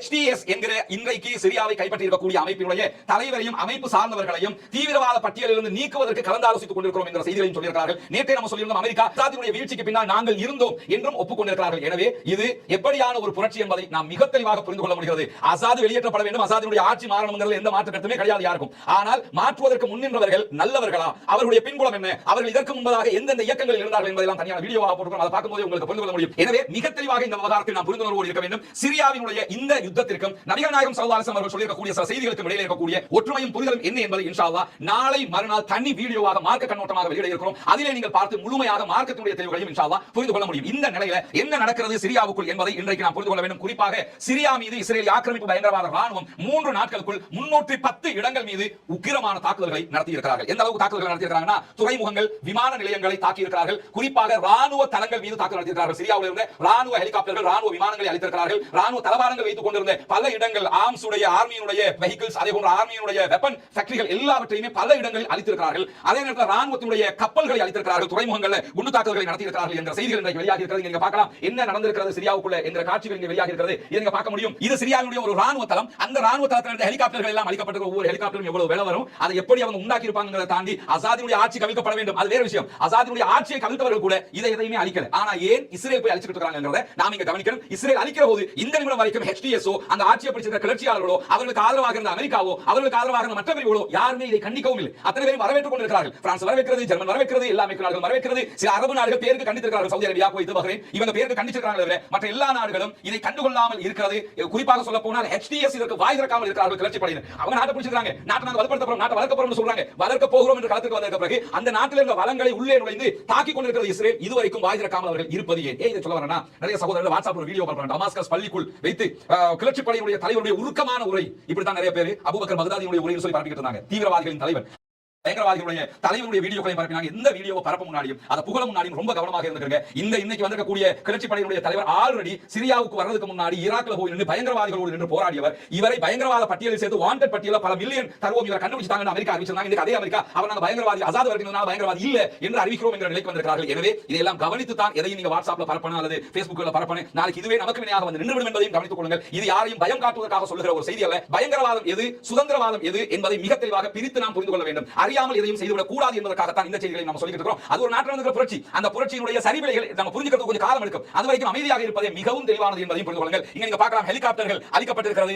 மொத்தமாக அந்த ராணுவ தளங்கள் அழிக்கப்பட்டிருக்கிறது. நீங்க பார்க்கலாம் ராணுவத்துடைய விமானங்கள் அழிக்கப்பட்டிருக்கக்கூடிய காட்சிகள் அல் ஜஸீரா வெளியிட்டிருக்காங்க. இது அங்க இருக்கக்கூடிய துறைமுகத்தில் இருந்த சிரியாவினுடைய ராணுவ கப்பல்கள் அழிக்கப்பட்டிருக்கிறது. பல பில்லியன் பெருமதியான கப்பல்கள் எல்லாம் அழிக்கப்பட்டிருக்கு. நீங்க பார்க்க முடியும் எவ்வளவு பெருமதியான கப்பல்கள் எல்லாம் இஸ்ரேல் உள்ள புகுந்து அழிச்சிருக்காங்க காட்சிகளை நீங்க காண முடியும். இந்த 3 இடங்கள் முக்கியமான 300க்கும் மேற்பட்ட இடங்களை தாக்குதல் நடத்திருக்காங்க. இந்த 3 இடங்கள் மிக முக்கியமானது. அதாவது சிரியாவுடைய நாவல் வெசல்ஸ் வைக்கப்பட்டிருந்த இடத்துல தாக்குதல் நடத்திருக்காங்க. கப்பல்கள் இருந்த துறைமுகத்துல. அதே போன்று சிரியாவுடைய ஆர்மி ஏர் பேஸ்ல தாக்குதல் நடத்திருக்காங்க. கமிஷி ஏர்போர்ட்டுக்கு பக்கத்துல. அதே நேரத்தில் இன்னும் பல இடங்களில் கேபிட்டல் டெமஸ்கஸ் உள்ளிட்ட பகுதிகளுக்கு நெருக்கமாக பல தாக்குதல்களை இஸ்ரேலிய ஆக்கிரமிப்பு பயங்கரவாத ராணுவம் நடத்தி கொண்டிருக்கிறது. 1974க்கு பிறகு இப்படி ஒரு தாக்குதலை இஸ்ரேல் உள்ளே புகுந்து நடத்தி கொண்டிருக்கிறது. ஆனா கிளர்ச்சி படையோ அல்லது யாருமே இதற்கு எதிராக எந்த கருத்துக்களையும் சொல்லாமல் இருப்பதையும் நாம் இங்கே கவனிக்க வேண்டும். அப்படியான நேரத்தில் சிரியாவுடைய விவகாரத்தில் பாலஸ்தீன குழுக்களின் நிலை எப்படி இருக்கிறது என்பது மிக முக்கியமானது. பாலஸ்தீன விடுதலை அமைப்பை பொறுத்தவரை ரொம்ப நுணுக்கமாக ஒரு செயல்பாட்டை முன்னெடுக்கிறார்கள். எப்படி முன்னெடுக்கிறாங்கன்னா, சிரியாவில் அசாதினுடைய ஆட்சிக்கு எதிராகத்தான் பாலஸ்தீனத்துடைய பெரும்பாலான குழுக்கள் இருக்கிறார்கள். அதனால்தான் பாலஸ்தீன விடுதலை அமைப்பினுடைய சிரியாவுக்கான தலைவரை அசாத் ஜெயில போட்டிருந்தாரு. அந்த அடிப்படையில் சிரியாவுக்கு எதிராகத்தான் அவர் அசாதுக்கு எதிராகத்தான் இருக்கிறார்கள். அது பாலஸ்தீன விடுதலை அமைப்பாக இருக்கலாம், பாலஸ்தீன ஜனாதிபதியாக இருக்கக்கூடிய மஹ்மூத் அப்பாஸுடைய தரப்பாக இருக்கலாம், அதே நேரத்தில் அல் குதுஸாக இருக்கலாம். இப்படி பல அமைப்புகளும் சிரியாவுடைய அசாதுக்கு எதிராகவும் சிரியாவில் இருக்கக்கூடிய பொதுமக்களுக்கு ஆதரவாகவும் தான் நின்று கொண்டிருக்கிறார்கள். அது மட்டுமல்லாமல் சிரியா எதிர்காலத்தில் பாலஸ்தீனத்திற்கு ஆதரவாக நிற்கும் என்று நாங்கள் நம்புகிறோம் என்று இன்றைக்கு நம்பிக்கை வெளியிட்டிருக்கிறார்கள். பல அமைப்புகளும் தங்களுடைய அறிக்கைகளை வெளியிட்டிருக்கிறாங்க. அதுல ஒரே ஒரு அமைப்பை தவிர பாலஸ்தீன விடுதலைக்கான பாப்புலர் ஃப்ரண்ட் மட்டும் என்ன பண்ணிருக்காங்கன்னு சொன்னா, தற்போது நடந்த கிளர்ச்சியை பற்றி எதுவும் பேசாமல் ஜியோனிஸ்டுகளுக்கு எதிராக இஸ்ரேலுக்கு எதிராக சிரியா மூலமாக உடனடியாக களத்துக்கு வர வேண்டும் என்ற செய்திகளை சொல்லியிருக்கிறார்கள். எது எப்படி போனாலும் இஸ்ரேல் என்ன சொல்றாங்கன்னா, வந்திருக்கக்கூடிய கிளர்ச்சியாளர்கள் இருக்கக்கூடிய பயங்கரமான ஆயுதங்களை பயன்படுத்தி தாக்க கூடாது, அதுக்காக தான் எல்லாத்தையும் அழிக்கிறோம் அப்படிங்கிறாங்க. அவங்க தாக்குவாங்கன்னு சொல்லி வெளிப்படையாக இங்கே சொல்லவே இல்லை. அதுக்காக தான் அழிக்கிறோம்னா அதை பாதுகாக்கிறதுக்கு கிளர்ச்சி படை என்ன செய்கிறது, அதற்கு ஆதரவாக நின்றவர்கள் என்ன செய்கிறார்கள் என்கிற கேள்விகள் இருக்கும்போது தான் பாலஸ்தீன விடுதலை அமைப்பினர் மிக நுணுக்கமாக இதை கையாளுகிறார்கள். சிரியா விவகாரத்தில் பஷர் அல் அசாதுக்கு எதிராக இருந்தாலும் ஈரானோடு அவர்கள் எந்த பகைமையும் பாராட்டவில்லை. ஹெஸ்புல்லாஹோடு மிக நெருங்கிய உறவை மேற்கொள்கிறார்கள். இந்த உறவுகளுக்கு அவங்க என்ன சொல்றாங்கன்னா, நில அடிப்படையிலான தொடர்பை நாங்கள் பேணிக் கொண்டிருக்கிறோம். சிரியாவை பொறுத்தவரை மக்கள் எதை நினைக்கிறாங்களோ அதை தான் நாங்கள் நினைக்க முடியும். சிரியாவுடைய அரசாங்கத்துக்கு ஈரான் ஆதரவாக இருந்தாலும் அங்கே நாங்கள் பஷர் அல் அசாதுக்கு எதிராகவும் மக்களுக்கு ஆதரவாகவும் தான் நிற்கிறோம் என்று களத்தில் நின்றார்கள். அதே போன்று லெபனானில் இருக்கக்கூடிய ஹிஸ்புல்லாக்கள் அசாதுக்கு ஆதரவாக நின்றார்கள். அதனால தான் யஹ்யா சின்வாருக்கும் ஹிஸ்புல்லாக்களுக்கும் இடையில மன முருகல் எல்லாம் கடந்த காலங்களில் ஏற்பட்டிருந்த நிலையில தற்போதும் இந்த விவகாரத்தில் ஹிஸ்புல்லாக்கள் அமைதி காக்கிறார்கள். அங்கிருக்கும் சிரியாவில் இருக்கக்கூடிய பாலஸ்தீன விடுதலை போராட்ட அமைப்பைச் சேர்ந்தவர்கள் மக்களுக்கு ஆதரவாக, கிளர்ச்சியாளர்களுக்கு ஆதரவாக நிற்கிறார்கள், அசாதுக்கு எதிராக நிற்கிறார்கள். இந்த மாதிரியான இரட்டை நிலைப்பாடுகள் இருக்கிறது. எது எப்படி போனாலும் ஈரானோடு எங்களுக்கு எந்த முருகல் நிலையும் இல்லை என்பதை அறிவித்திருக்கிறார். அதே நேரத்தில் ஈரான் இன்றைக்கு வெளியிட்டிருக்கக்கூடிய அறிக்கையில சிரியாவை இழந்தது எங்களுக்கான இழப்பு கிடையாது, எங்களுடைய ராணுவ பலத்திலோ எங்களுடைய பலத்திலோ எந்த விதமான இழப்பையும் அது தராது என்ற செய்தியையும் வெளியிட்டிருக்கிற நிலையில தான் அசாதுக்கு முன்னாள் சிரியாவுடைய அதிபர் அசாதுக்கும் அவருடைய குடும்பத்திற்கும் ரஷ்யா அசைலம் கொடுத்திருக்காங்க. ரஷ்யா பிரஜா உரிமையை கொடுத்து நீங்க அங்கே வாழலாம் என்று சொல்லி இருக்கக்கூடிய நிலைகள் எல்லாம் இருக்கும்போது ரஷ்யாவுடைய ராணுவ தளம் ஏர்பேஸ் இன்னும் வளமை போன்று இயங்கிக் கொண்டிருக்கிறது சிரியாவுக்குள் என்ற செய்திகள் இன்றைக்கு வெளியாகி இருக்கிறது. இப்படி ஒரு குழப்பமான ஒரு சூழ்நிலை சிரியாவுடைய பாலிடிக்ஸ்ல இருக்கிறது. இன்றைக்கு ஒரு தற்காலிக பிரதமர் சிரியாவில் நியமிக்கப்பட்டிருக்கிறார். மார்ச் மாதம் 1ஆம் தேதி 2025 வரைக்கும் அவர் பிரதமராக செயல்படுவார். அதற்கு பிறகு ஜனநாயக முறையில் தேர்தல்கள் நடத்தப்படும் என்று எஸ்டிஎஸ் அறிவிச்சிருக்காங்க. அதே நேரத்தில் நேற்று நம்ம சொல்லியிருந்தோம் துருக்கியினுடைய ஆதரவு பெற்ற சிரியாவுடைய ரபல்ஸுக்கும் அங்கே இருக்கக்கூடிய எஸ்டிஎஸ்க்கும் எதிராக ஒரு வார் ஆரம்பித்திருக்கிறது. துருக்கிக்கு எதிரான தாக்குதல் என்று சொல்லியிருக்கிறார்கள். இங்க தான் நமக்கு எழுகிற சந்தேகமே, துருக்கி உங்களுக்காக வந்து நின்னாங்க, இப்ப துருக்கியோட நீங்க சண்டை பிடிக்கிறீங்க. ஏற்கனவே நம்ம சொல்லியிருந்தோம் உள்ளுக்குள்ள அடிச்சு போடுறதுக்கு வாய்ப்பு இருக்குன்னு சொல்லி துருக்கியோட சண்டை பிடிக்கிறீங்க. ஆனா அங்க இருக்கக்கூடிய குர்துகளோட எந்த சண்டையும் இல்ல, இஸ்ரேல் நாட்டை வந்து பிடிச்சிட்டு இருக்காங்க, அவனோட எந்த சண்டையும் இல்ல, ஆனா துருக்கியோட மட்டும் சண்டை பிடிக்கிறாங்க ஏன் என்கிற கேள்விகள் எல்லாம் இருக்கிறது. அர்துகான் இது தொடர்பாக வெளிப்படையாக எதையுமே சொல்லாத நிலையில கத்தார் உடனடியாக இந்த தாக்குதல்களை இஸ்ரேல் நிறுத்த வேண்டும் என்று சொல்லியிருக்கிறது. சவுதி அரேபியா சொல்லியிருக்கிறது. எல்லாம் சொல்லிக்கொண்டே இருப்பாங்க. கிரேட்டர் இஸ்ரேல் வந்து அடைகிற வரைக்கும் நீங்க சொல்லிக்கொண்டே இருப்பாங்க. அதுக்கு பிறகுதான் இவர்களுக்கு என்ன நடக்கும் என்பதையே அவர்கள் புரிந்து கொள்வார்கள். 1967 இழந்ததை விட இந்த 10 நாட்களுக்குள்ளாக சிரியாவுடைய பல நிலப்பரப்புகளை சிரியா இஸ்ரேலிடத்தில் இழந்திருக்கிறது என்பதுதான் யதார்த்தமான உண்மை. 432வது நாளாகவும் காசாவிலும் காசாவையொட்டிய பாலஸ்தீன பெருநிலப்பரப்பிலும் என்னவெல்லாம் நடக்கிறது என்ற செய்திகளையும் அதே நேரத்தில் பாலஸ்தீனத்தையொட்டி சர்வதேச அளவிலும் தற்போது பேசுபொருளாக மாறியிருக்கக்கூடிய சிரியாவிலும் என்னவெல்லாம் நடக்கிறது என்ற செய்திகளை தான் இன்றைக்கும் நாம் பார்க்க இருக்கிறோம். இன்றைக்கு செய்திகளை பார்ப்பதற்கு முன்பதாக ஒரு விவகாரத்தை நாம் புரிந்து கொள்ள வேண்டும். நமக்கெல்லாம் தெரியும் இந்த யுத்தம் ஆரம்பிக்கப்பட்டு ஒரு ஆண்டுகளை தாண்டி விட்டது. 432வது நாளிலே நாம் நின்று கொண்டிருக்கிறோம். இந்த நிலையில கடந்த 2 வாரங்களுக்குள்ளாக திடீரென சிரியாவில் ஏற்பட்டிருக்கக்கூடிய மாற்றம் காரணமாக சர்வதேச ஊடகங்கள் அனைத்திலும் பேசுபொருளாக சிரியா மாறி இருக்கிறது. சிரியாவுடைய கிளர்ச்சி படை மாறி இருக்கிறது. சிரியாவிலிருந்து வெளியேற்றப்பட்டிருக்கிற அசாதினுடைய விவகாரங்கள் அனைத்து ஊடகங்களிலும் இடம் பிடித்திருக்கின்றன. இந்த நிலையில காசா பற்றிய செய்திகளும் பாலஸ்தீன அப்பாவிகளுக்கு நடக்கிற அநியாயங்களும் ஆங்காங்கே ஒரு சில ஊடகங்கள் மாத்திரம் இடம் பிடிக்கக்கூடிய நிலையாக தற்போது மாற்றம் பெற்றிருப்பதை நாம் உணர முடிகிறது. குறிப்பாக இந்த யுத்தம் ஆரம்பிக்கப்பட்டதில் இருந்து பாலஸ்தீனத்திற்கு ஆதரவாக சர்வதேச நாடுகளிலும் மக்கள் அத்தனை பேரும் குரல் கொடுப்பதற்கு காரணமாகவே அமைந்தது என்னன்னா இந்த ஊடகங்களுடைய பார்வைதான். ஊடகங்களுடைய பார்வையை திசை திருப்புவதற்கு மிக ஏதுவாக அமைந்தது, மிக வாய்ப்பாக அமைந்தது சிரியாவினுடைய இந்த போர். எனவே சிரியாவினுடைய போரை பயன்படுத்தி பல விவகாரங்களை மேற்கு சாதித்துக் கொண்டது. அதிலே மிக முக்கியமான ஒரு விவகாரம் தான் காசாவிலே நடக்கக்கூடிய அநியாயங்களை வெளியே வருவதை தடுப்பதை தாண்டி குறைப்பதற்கான முயற்சியில் அவர்கள் வெற்றி பெற்றிருக்கிறார்கள். எனவே இது காசா மக்களுக்கு நடந்திருக்கக்கூடிய மிக பெரும் அநியாயமாக இருக்கிறது. அதே நேரம் காசாவில் நடக்கிற அநியாயங்களை வெளி உலகுக்கு தெரியாமல் தடுக்கிற உத்தியில் ஓரளவுக்கு அவர்கள் வெற்றி கண்டிருக்கிறார்கள் என்பதையும் நாம் அறிய முடியாது. ஏன்னா நமக்கிட்ட ஊடகங்கள் கிடையாது, நமக்கிட்ட சோசியல் மீடியா கூட சொந்தமா கிடையாது. காசாவுடைய செய்திகளை பல சோசியல் மீடியாக்கள் தடுக்கக்கூடிய காட்சிகளை நம்ம கடந்த ஒரு ஆண்டுகளுக்கு மேலாக பார்த்திருக்கிறோம். அல் ஜசீரா போன்ற மாஸ் மீடியாக்கள் மாத்திரம் தான் இந்த செய்திகளை வெளி உலகுக்கு அப்படியே கொண்டு வந்து தந்து கொண்டிருக்கிறார்கள். இதை தவிர்த்து வேறு யாரும் கொண்டு வருவதற்கு களத்தில் நின்று செய்தி தருவதற்கு கூட ஆட்கள் இல்லாத நிலை இருக்கிறது. இந்த 2024ஆம் ஆண்டிலே அதிகமான பத்திரிகையாளர்கள் கொல்லப்பட்ட இடமாக, அதிகமான பத்திரிகையாளர்கள் கொலை செய்யப்பட்ட இடமாக காசா தான் மாறி இருக்கிறது. இதுவரைக்கும் காசாவில் 2024க்குள்ளாக மட்டும் 106 பத்திரிகையாளர்கள் கொல்லப்பட்டிருக்கிறார்கள், ஷஹீதாகி இருக்கிறார்கள். அதிலே பெரும்பாலானவர்கள் அல் ஜசீராவுடைய பத்திரிகையாளர். 2024 மட்டும் 2023 சேர்த்துட்டோம்னா 170க்கும் மேற்பட்டவர்கள் கொல்லப்பட்டிருக்கிறார்கள் என்ற செய்திகளையும் நாம் இங்கே கவனிக்க வேண்டும். எனவே காசாவினுடைய செய்திகள் சர்வதேச மட்டத்திலே பேசுபொருளாக மாறுவதை தடுக்கிற உத்தி கொஞ்சம் கொஞ்சமாக வெற்றி அடைந்து வருகிறது. ஏதோ ஒரு வகையில் சிரியாவை பேசுபொருளாக மாற்றி காசாவை மங்கலடிக்க செய்கிற வேலையை அவர்கள் தொடர்ந்து செய்து வருகிறார்கள். இந்த நிலையில இன்றைக்கு காசாவிலே என்ன நடக்கிறது என்ற செய்தி மிக முக்கியமானதாக இருக்கிறது. குறிப்பாக இன்றைக்கு அல் ஜசீரா ஒரு நீண்ட கட்டுரையை வெளியிட்டிருக்கிறார்கள். அந்த கட்டுரையில காசாவில் பாதிக்கப்படக்கூடிய, காசாவிலே உணவுக்கு திண்டாடக்கூடிய மக்களுடைய நிறைய பேருடைய பேட்டிகளை வெளியிட்டிருக்கிறார்கள். அதிலே ஒரு தாயார், அவருடைய குடும்பத்திலே 10 பேர் இருக்கிறார்கள். 10 பேர் கொண்ட குடும்பத்தினுடைய தாயாக இருப்பவள் ஒவ்வொரு நாளும் காலையிலேயே மக்களுக்கு உணவுகள் பகிர்ந்து கொடுக்கக்கூடிய சென்ட்ரல் கிச்சனுடைய வாசலில் வந்து நின்று விடுகிறார். அந்த செய்தி அவர் உருக்கமாக பயன்படுத்தி பேசுகிற காட்சி இன்றைக்கு அல் ஜசீரா வெளியிட்டிருக்கிறார்கள். நான் காலையிலேயே வந்து விடுவேன், என்னுடைய குடும்பத்துக்கு தேவையான ரொட்டிகளை நான் எடுக்க வேண்டும், என்னுடைய குடும்பத்துக்கு தேவையான உணவை வரிசை நின்றால் தான் பெற்றுக்கொள்ள முடியும். இங்கே யுத்தம் பண்ணி ஜெயிப்பதை விட ஒரு ரொட்டி துண்டை வென்றெடுப்பதுதான் மிக பெரும் போராக மாறி இருக்கிறது என்றார் அந்த தாய். எனவே அங்குள்ள மக்களுக்கு உணவு பஞ்சம் ஏற்பட்டிருக்கிறது. உண்பதற்கு உணவில்லை, குடிப்பதற்கு தண்ணீர் இல்லை, எடுத்துக்கொள்வதற்கு மருந்துகள் இல்லை. சர்வதேசமும் தற்போது அமைதி காக்கக்கூடிய நிலையை நாம் கண்ணுக்கு முன்னால் பார்க்க முடிகிறது. தினம்தோறும் 40 பேர், 50 பேர், 60 பேர், 100 பேர், 200 பேர் என்று கொல்லப்பட்டுக் கொண்டே இருக்கிறார்கள் பாலஸ்தீன அப்பாவி மக்கள் என்ற செய்திகளை தினமும் நாம் பார்த்து வருகிற நிலையில தான் காசாவிலே மரணிக்கிறவர்களை அடக்கம் செய்வதற்கு தேவையான கஃன் ஆடைகள் இல்லை, அதற்கும் பற்றாக்குறை உண்டாகிவிட்டது என்று இன்றைக்கு பாலஸ்தீன சுகாதார அமைச்சகம் வெளியிடக்கூடிய செய்தியை நாம் பார்க்க முடிகிறது. அடக்குவதற்கு தேவையான வெள்ளை ஆடை, இஸ்லாமியர்கள் ஒருவர் மரணித்து விட்டார் என்று சொன்னால் அவரை அடக்கம் செய்யும் போது கஃன் ஆடை என்ற வெள்ளை நிறத்திலான தைக்கப்படாத ஆடையை அணிவித்து தான் அடக்கம் செய்வார்கள். இந்த நிலையில மார்க்கம் காட்டிய அடிப்படையில் அப்படி ஒரு கஃன் ஆடையை அணிவிப்பதற்கு கூட தற்போது ஆடை பஞ்சம் ஏற்பட்டிருக்கிற காரணத்தினால் இன்றைக்கு வடக்கு காசாவில் அடக்கம் செய்யப்பட்ட 27க்கும் மேற்பட்ட ஜனாசாக்கள் அந்த பகுதிகளில் இருந்த போர்வைகளால் போற்றப்பட்டு அடக்கம் செய்யப்பட்டிருக்கிறது என்ற செய்திகளை போட்டோக்களோடு வெளியிட்டிருக்கிறது அல் ஜசீரா என்பதையும் இன்றைக்கு நாம் பார்க்க முடிகிறது. அதே நேரம் நமக்கெல்லாம் தெரியும் இஸ்ரேலிய பிரதமர் பெஞ்சமின் நெதன்யாஹுவுக்கு எதிராக 3 வழக்குகள் வழக்குகள் தாக்கல் செய்யப்பட்டிருக்கிறது, ஊழல் மோசடி வழக்குகள். அந்த ஊழல் மோசடி வழக்குகளுக்குரிய விசாரணைகள் நேற்று ஆரம்பிக்கப்பட்டிருந்தது. இன்றைக்கும் அந்த விசாரணைகள் நடைபெற்றது. நாளையும் அந்த விசாரணை இருக்கிறது. ஒவ்வொரு வாரமும் செவ்வாய், புதன், வியாழக்கிழமைகளில் காலை 10 மணி முதல் ஈவினிங் 4 மணி வரைக்கும் அந்த விசாரணை நடைபெறுகிறது. அந்த விசாரணையை பொறுத்தவரை இன்றைக்கு சேனல் 20 வெளியிட்டிருக்கக்கூடிய அறிக்கையில் என்ன சொல்லிருக்காங்கன்னு கேட்டா, இஸ்ரேல் என்கிற ஒரு நாடு பாலஸ்தீனத்தை துண்டாடி உருவாக்கப்பட்டது முதலாக ஒரு பதவியில் இருக்கக்கூடிய பிரதமருக்கு எதிரான விசாரணை ஒன்று இதுதான் முதல் முறையாக வரலாற்றிலே நடைபெறுகிறது. நீங்க பார்க்கலாம், இன்றைக்கு பெஞ்சமின் நெதன்யாகு குண்டு துளைக்க முடியாத கூண்டுக்குள் நின்று விசாரணையில் ஆஜராகி இருக்கிறார். அந்த காட்சியை தான் நீங்க பாக்குறீங்க. பலத்த பாதுகாப்புக்கு மத்தியில் இன்றைக்கு அவர் விசாரணையில் ஆஜராகி இருக்கக்கூடிய காட்சிகள் வெளியாகி இருக்கிறது. உலக மகா குற்றவாளி சர்வதேச நீதிமன்றத்தில் கூண்டுக்குள் ஏற்றப்படுவதற்கு முன்பதாக தன்னுடைய நாட்டுக்குள்ளேயே கூண்டுக்குள் ஏற்றப்பட்டிருக்கக்கூடிய ஒரு அவல நிலை இவருக்கு தான் உண்டாகி இருக்கிறது. அசிங்கமான நிலை இவருக்கு தான் உண்டாகி இருக்கிறது. இஸ்ரேல் என்கிற நாடு உருவாக்கப்பட்ட, துண்டாடப்பட்டு பாலஸ்தீனத்தை உருவாக்கப்பட்ட நாட்களில் இருந்து முதல் தடவையாக இவர்தான் கூண்டிலே ஏற்றப்பட்டு விசாரணைக்கு உட்படுத்தப்படுகிறார். அது மட்டுமல்லாமல் இந்த கூண்டை பொறுத்தவரை இந்த விசாரணை எங்க நடக்குது கேட்டா, டெல் அவீவ்ல இருக்கக்கூடிய ஒரு நீதிமன்றத்தில் ரகசிய அறை, அண்டர் கிரவுண்ட்ல இருக்கக்கூடிய ஒரு ரகசிய அறையில தான் இந்த விசாரணை நடைபெறுகிறது. குறிப்பாக இந்த விசாரணை நடத்தப்படுகிற இடம் ஏவுகணை தாக்குதல்களால் பாதிப்பை உண்டாக்க முடியாத அளவுக்கு கட்டமைக்கப்பட்டிருக்கக்கூடிய ஒரு இடமாக இருக்கிறது. இந்த இடத்துல கிரிமினல் கும்பல்களுக்கு எதிராக விசாரணைகள் ஆல்ரெடி நடத்தப்பட்டிருக்கிறது. சர்வதேச போதைப் பொருள் கடத்தல் கும்பல் தலைவனாக அறியப்பட்ட ஐசக் அபர்கெல் என்கிற ஒருவன், அவன் இஸ்ரேலை சேர்ந்தவன். அவனுக்கு இதே கூண்டில் இதே விசாரணை மன்றத்தில் வைத்து தான் விசாரணை நடத்தப்பட்டதாக சொல்லப்படுகிறது. பல ஆண்டுகளுக்கு முன்பதாக இந்த இடத்திலே ஒரு போதை கடத்தல் மன்னன் விசாரிக்கப்பட்டிருக்கிறார். அதே இடத்தில் தற்போது இஸ்ரேலுடைய தற்போதைய பிரதம மந்திரி நிறுத்தப்பட்டு விசாரணைக்கு உட்படுத்தப்பட்டு வருகிறார் என்ற செய்திகள் வெளியாக இருக்கிற அதே நேரம் இன்றைக்கு நடைபெற்ற விசாரணையின் பின்னால் 2 ரகசிய ஆவணங்கள் அவருக்கு கையளிக்கப்பட்டிருக்கின்றன. அந்த ஆவணங்களை எடுத்துக்கொண்டுதான் இன்றைக்கு நீதிமன்றத்தை விட்டு அவர் வெளியேறியிருக்கிறார். மீண்டும் நாளை காலை 10 மணியில் இதே மாதிரி அவர் கூண்டில் விசாரணைக்கு ஆஜராக வேண்டும்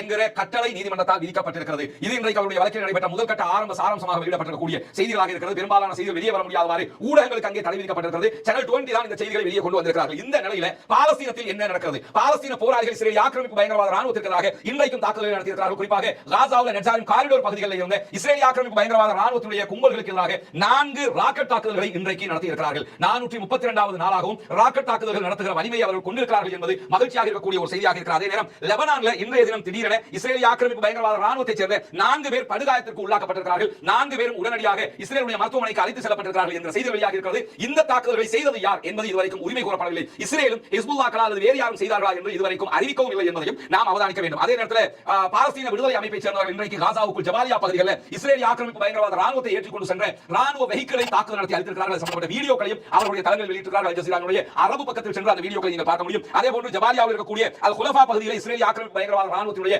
இன்னொரு வாகனத்தையும் அவர்கள் ஷாவாத் என்கிற ஒரு ஆயுதத்தை பயன்படுத்தி அளித்திருப்பதாக இன்றைக்கு அறிவித்திருக்கிறார்கள். அதே நேரத்தில் பாலஸ்தீன விடுதலை அமைப்போடு இணைந்து போராடக்கூடிய இன்னொரு படைப்பிரிவு அறிவித்திருக்கக்கூடிய அறிவிப்பு என்ன சொல்றாங்கன்னா, பாலஸ்தீன விடுதலை அமைப்போடு இணைந்து போராடக்கூடிய இன்னொரு அமைப்பு வெளியிட்டிருக்கக்கூடிய அறிக்கை என்ன சொல்றாங்கன்னு கேட்டா, தெற்கு காசா பகுதிகளில் இருந்து சதன் காசா ரஃபா பகுதிகளில் இருந்து பிலடெல்பி காரிடார் பகுதிகளில் இருக்கக்கூடிய இஸ்ரேல் ஆக்கிரமிப்பு பயங்கரவாத ராணுவத்திற்கு எதிராக ராக்கெட் தாக்குதல்களை நாங்கள் நடத்தி இருக்கிறோம் என்ற செய்திகளை அவர்களும் இன்றைக்கு வெளியிட்டிருக்கிறார்கள். எனவே இன்றைக்கும் பாலஸ்தீன விடுதலை அமைப்பைச் சேர்ந்தவர்கள் தங்களுடைய எதிர் தாக்குதல்களை நடத்தியிருக்கிறார்கள், தனிமைப்படுத்தப்பட்டிருக்கிறார்கள். அவர்களுக்கு துணையாக வந்த ஹிஸ்புல்லாஹ் தற்போது இல்லை. இதுவரைக்கும் ஊதிகள் மாத்திரம் தான் அவ்வப்போது தாக்குதல்களை நடத்தி கொண்டிருக்கிறார்கள். அது தவிர பாலஸ்தீன போராளிகள் தான் தங்களுக்கான தாக்குதல்களை தொடர்ந்து இஸ்ரேலுக்கு எதிராக நடத்தி கொண்டிருக்கிறார்கள் என்ற செய்திகள் வெளியாகி கொண்டிருக்கக்கூடிய இந்த நிலையில் இதுவரைக்கும் கிட்டத்தட்ட 350 இலக்குகள் மீது சிரியாவிலே 13 பகுதிகளில் நாங்கள் தாக்குதல்களை நடத்தியிருக்கிறோம் என்று அறிவித்திருக்கிறது இஸ்ரேலிய ஆக்கிரமிப்பு பயங்கரவாத ராணுவம். சிரியா தற்போது கிளர்ச்சி படைகளால் கைப்பற்றப்பட்டிருக்கிறது. அது தொடர்பான செய்திகளை தொடர்ந்து நம்ம பேசி வரோம். இந்த நிலையில தான் இஸ்ரேலிய ஆக்கிரமிப்பு பயங்கரவாத ராணுவம் 350க்கும் மேற்பட்ட தாக்குதல்களை சிரியாவிலே நடத்தியிருக்கிறார்கள். சிரியாவினுடைய ஏர்பேஸ், அதே போன்று சிரியாவினுடைய ராணுவம் பயன்படுத்தக்கூடிய பல தளங்கள் மீது அவர்கள் தொடர்ந்து தாக்குதல்களை நடத்தி கொண்டு வருகிற நேரத்தில் சிரியாவை தற்போது கைப்பற்றி இருக்கக்கூடிய ஹயா தஹ்ரீர் ஷாம் என்கிற HTS என்கிற அமைப்பை பொறுத்தவரையில் அவர்கள் வடகிழக்கு சிரியாவில் செயல்பட்டு வந்த குர்துகளோடு தற்போது ஒரு ஒப்பந்தத்தை மேற்கொண்டிருக்கிறார்கள். குர்துகள் அமெரிக்காவுடைய ஆதரவு பெற்றவர்கள். அவர்களும் சிரியாவை ஆசாதுக்கு எதிராக போராடி கொண்டிருந்த நேரத்தில் தான் HTS அமைப்பும் போராடி கொண்டிருந்தது. இந்த 2 பேரையும் நம்ம எடுத்துக்கிட்டோம்னா நேருக்கு நேர் முரண்பட்ட பிரிவுகளாக இருக்கிற போதும் அமெரிக்காவுடைய தலையீட்டினால் 2 தரப்பினரும் சமாதான உடன்படிக்கையை மேற்கொண்டிருக்கிறார்கள் என்று அறிவிக்கப்பட்டிருக்கிறது. அதே நேரத்தில் அமெரிக்க தலைமையிலான ஆதரவு பெற்ற குர்திஷ் படைப்பிரிவு இன்றைக்கு மஞ்சப் என்கிற பகுதிகளில் இருந்து விட்ரா ஆகி இருக்கிறாங்க. அந்த பகுதிகளையும் HTS க்கு விட்டுக் கொடுப்பதாக அறிவித்திருக்கக்கூடிய செய்திகளும் இன்றைக்கு வெளியாக இருக்கு. இதற்கு நம்ம என்ன கவனிக்கணும் கேட்டா, ஒரே நாள் கிட்டத்தட்ட ஒரு 2 வீக்காக சிரியாவுல பிரச்சனை நடக்குது. ஒரே நாள் எல்லா பகுதிகளிலும் பெரும்பாலான இடங்கள் கைப்பற்றப்படுகிறது. உள்ளுக்குள்ளேயே நேர்முரணான கொள்கைகளை கொண்டு 2 சாரார் ஜனாதிபதிக்கு எதிராக போராடி தற்போது நாடு கைப்பற்றப்பட்டிருக்கிறது. அப்படியான நேரத்தில் இந்த 2 சாராரும் மோதிக்கொள்கிற போது உடனடியாக அமெரிக்கா தலையிட்டு என்ன பண்றாங்கன்னா, அவர்களுடைய ஆதரவு பெற்ற பகுதியில் இருக்கக்கூடியவர்களை குர்துகளை நீங்க விட்ராவாகுங்க, நீங்களே எங்க பகுதியை சேர்ந்து ஆண்டுக்குங்க என்று விட்டுக் கொடுக்கிறார்கள். அவர்கள் யாருக்கு விட்டுக் கொடுக்கிறார்கள் என்று சொன்னால், அவர்களே கடந்த காலங்களில் யாருடைய புகைப்படத்தை போட்டு பல மில்லியன் டாலர்கள் தருவோம், இவர் பயங்கரவாதி என்று அறிவித்தார்களோ அவர் தலைமையிலான கிளர்ச்சி படைக்கு தான் தற்போது சமாதான ஒப்பந்தத்தின் மூலமாக தாங்கள் கைப்பற்றி வைத்திருந்த பகுதிகளை விட்டுக் கொடுப்பதற்கு தயாராகி இருக்கிறார்கள். எனவே